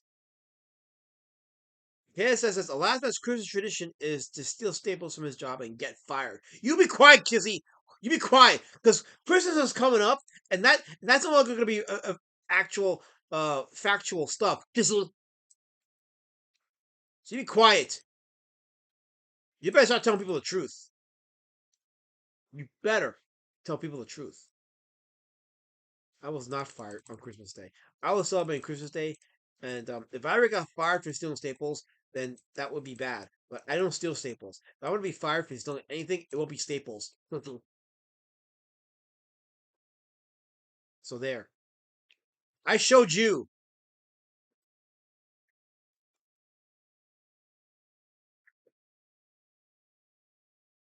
Although I remember when EBS when he heard that joke in the chat, he was salivating. He's like, "Did this happen? Is this real?" That would have been funny if he if he went live with that, with a joke from the chat. uh, that tells you they're looking for anything to get me on. They want to discredit me because they think that's a way to discredit the information in the doc. And I'm like, well, good luck trying to find something to discredit me with, because it's not going to work out the way you think. But good luck.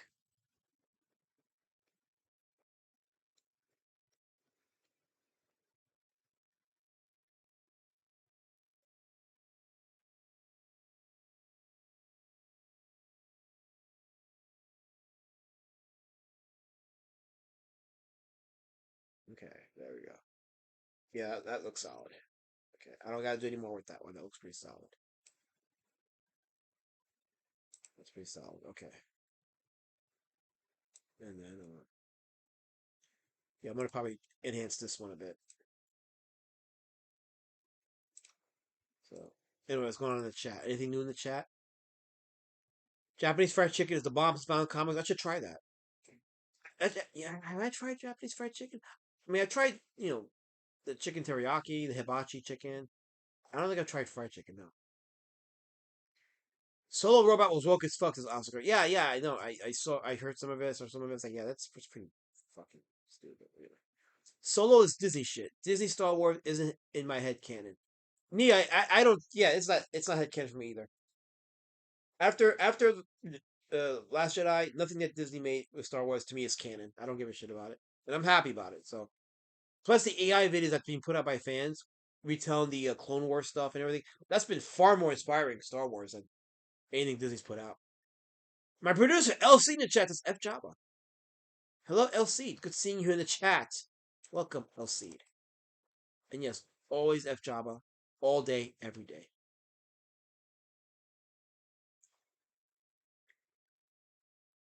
Kaya says, Alaska, when we were in a off-air show, you showed us your giant back tattoo of Liza Minnelli. Will you show the chat? You know, your fan fiction of me, Kaya says, I don't know. Your fan fiction of me, where it comes from, or what you do to make it happen, but you're frightening. I can only imagine, like, if one day I'm disappeared, and you start telling people the story about Alaska, what kind of story are you going to tell? Are they going to fall in love with the made up version that you create in your head, or the real version of me that is really inspiring and doesn't need a fake canon for people to fall in love with? Because I'm genuinely inspiring, and people just are naturally inspired by me. What will it be, Kissy? What will it be? Just out of curiosity. I am curious. Oh, what will it be?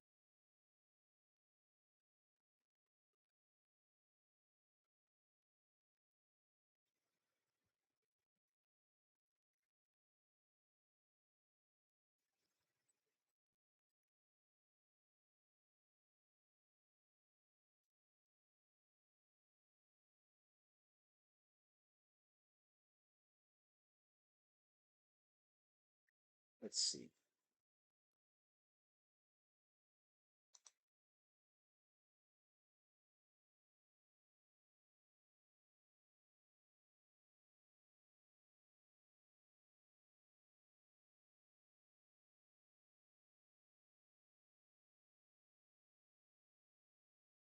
I don't have that tattoo. Just stop telling people I have you telling people I have a Liza Minnelli tattoo. Liza Minnelli? Are you serious? Like, I allowed the Staples thing to go, but now you're gonna tell me I have a Liza Minnelli tattoo on my back? Are you serious? Yeah. That's what I'm saying. Like, I don't. All the people you're gonna tell me, you're gonna tell people that it's Liza Minnelli in my back? Do you hear yourself talking, Kizzy? Think about what you're saying, Kizzy. Just think about it.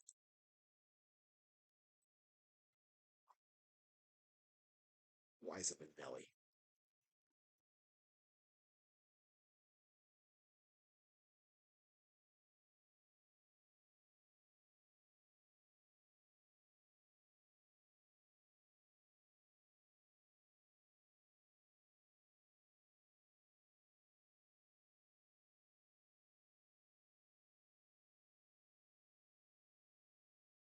I can't believe you said Liza Minnelli. Of all people, Liza Minnelli.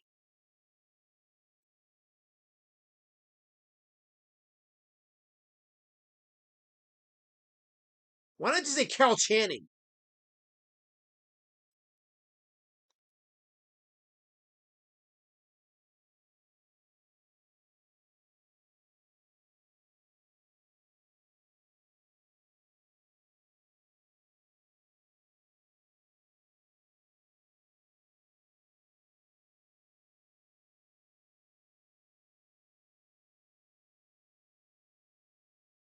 Liza Minnelli.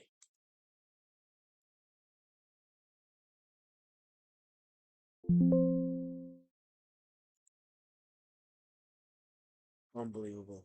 Liza Minnelli. Let's see here.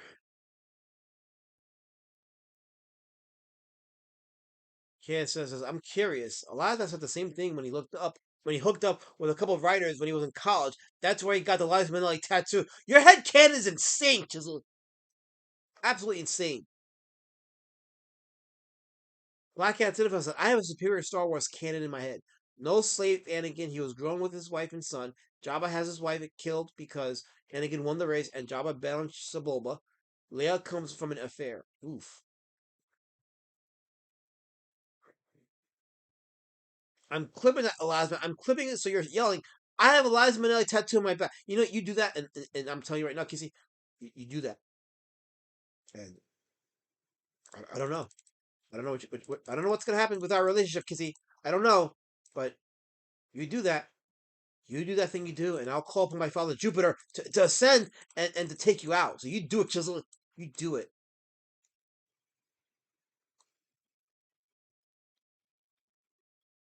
Jesse.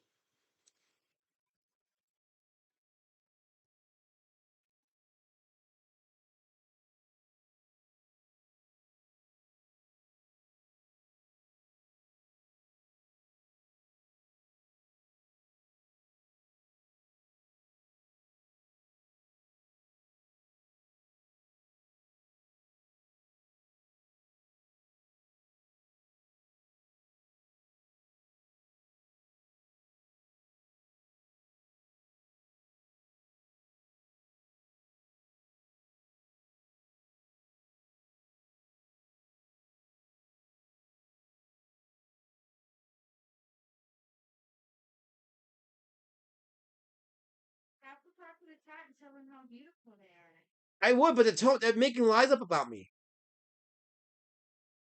They're absolutely lying about me. Why did you let him do that?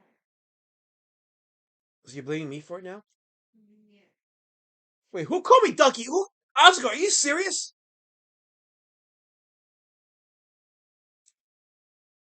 What's wrong with you people? You guys are sick.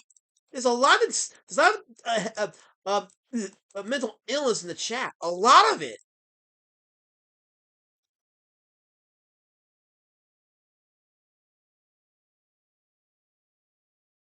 Mental illness does not belong in the comic space. You guys need to be better than this.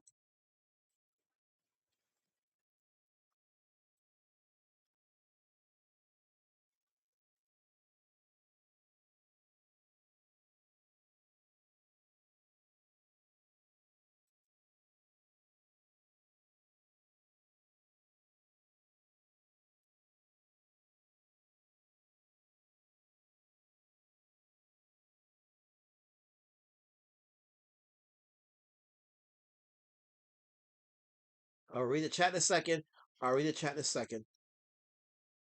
Before I get ass blasted by you people because you believe the lie about me having a Liza Minnelli tattoo on the back of my back. The back of my back. Yeah, clip that, Kizzy. Clip that one. When I ruin my career, clip that one.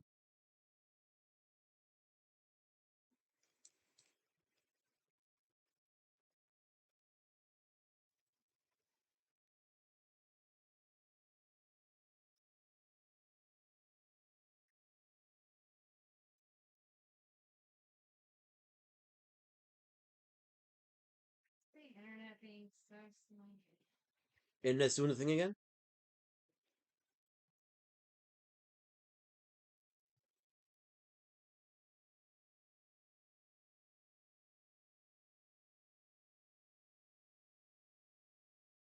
I'll read the chat in a second. 21 of my people watching. Interesting.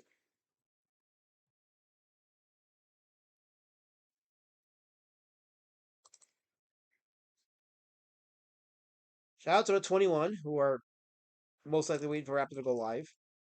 Oh, yes.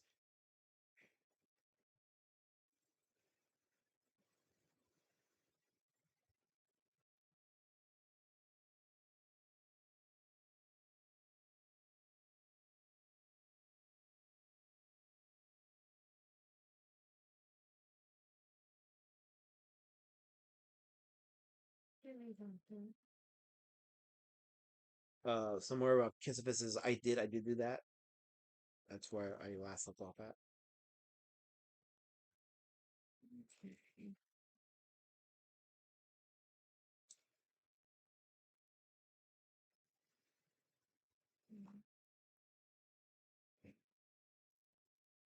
Where he says I'm clipping that?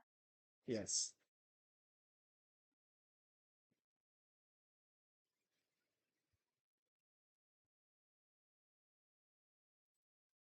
Oscar says it's Peanut Head Cannon. And your deputy. Finn's V's guitar says aloud bar Peanut Head wound, I ship you. You shit me with what? What are you doing? I'm a genuine creator. I'm respectable.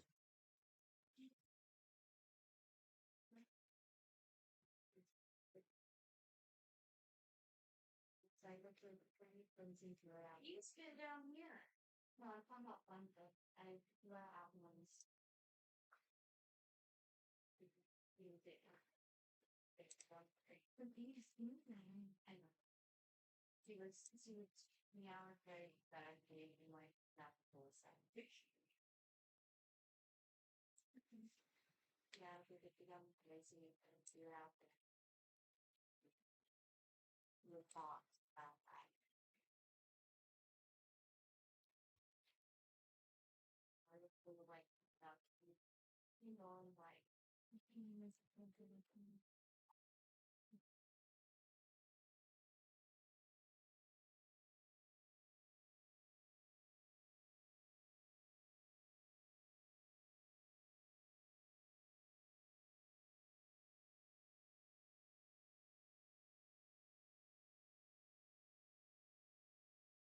Okay, I'll read the chat in a second. I'll read the chat in a second. Have I killed the chat? But it's like, yeah, it's funny because there's 23 people watching right now. I got 23 people watching the chat, the stream, but nobody's typing the chat now. So I think they just have it on because they're defeated.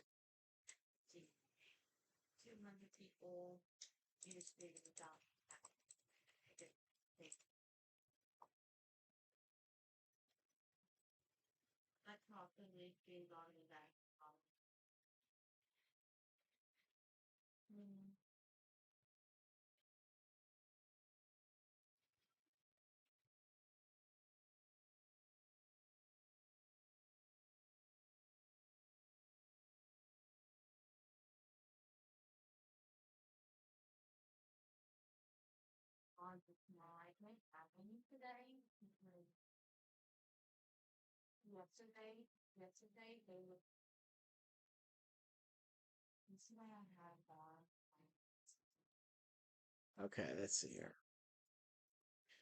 I've accomplished quite a feat there. 20 plus people in the watching. No activity in the chat. I think I've broken off some spirits. I killed some spirits. I think so.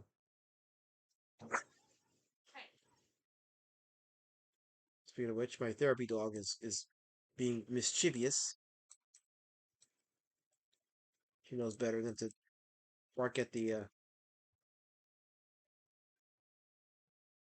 at, you know, the meow meows. So, but yeah, I said meow meow. Sue me. I can do that. I'm allowed. I can say that thing.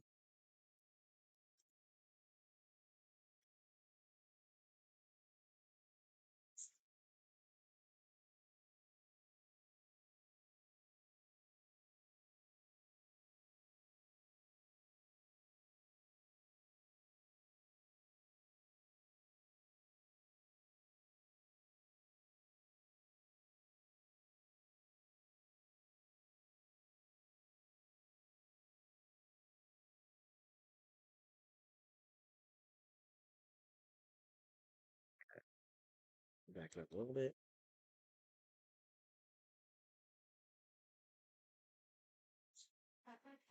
Yeah, that looks better now, for sure. Okay, born new start time in 4 minutes. Okay, so I'm gonna end the stream now. Okay, so we got the link in the chat. So I'm gonna end the stream now. Okay, I'm gonna just play the link, my usual song. So head on over to Raptor Stream. The link is in the chat. I want to thank everybody for tuning in. We'll see you on Raptors. Y'all have a great night, and I may or may not stream over the weekend. We'll see, but otherwise, if not, I bid you guys a good night and a wonderful start to hopefully a good weekend. Take care, and here is our outro.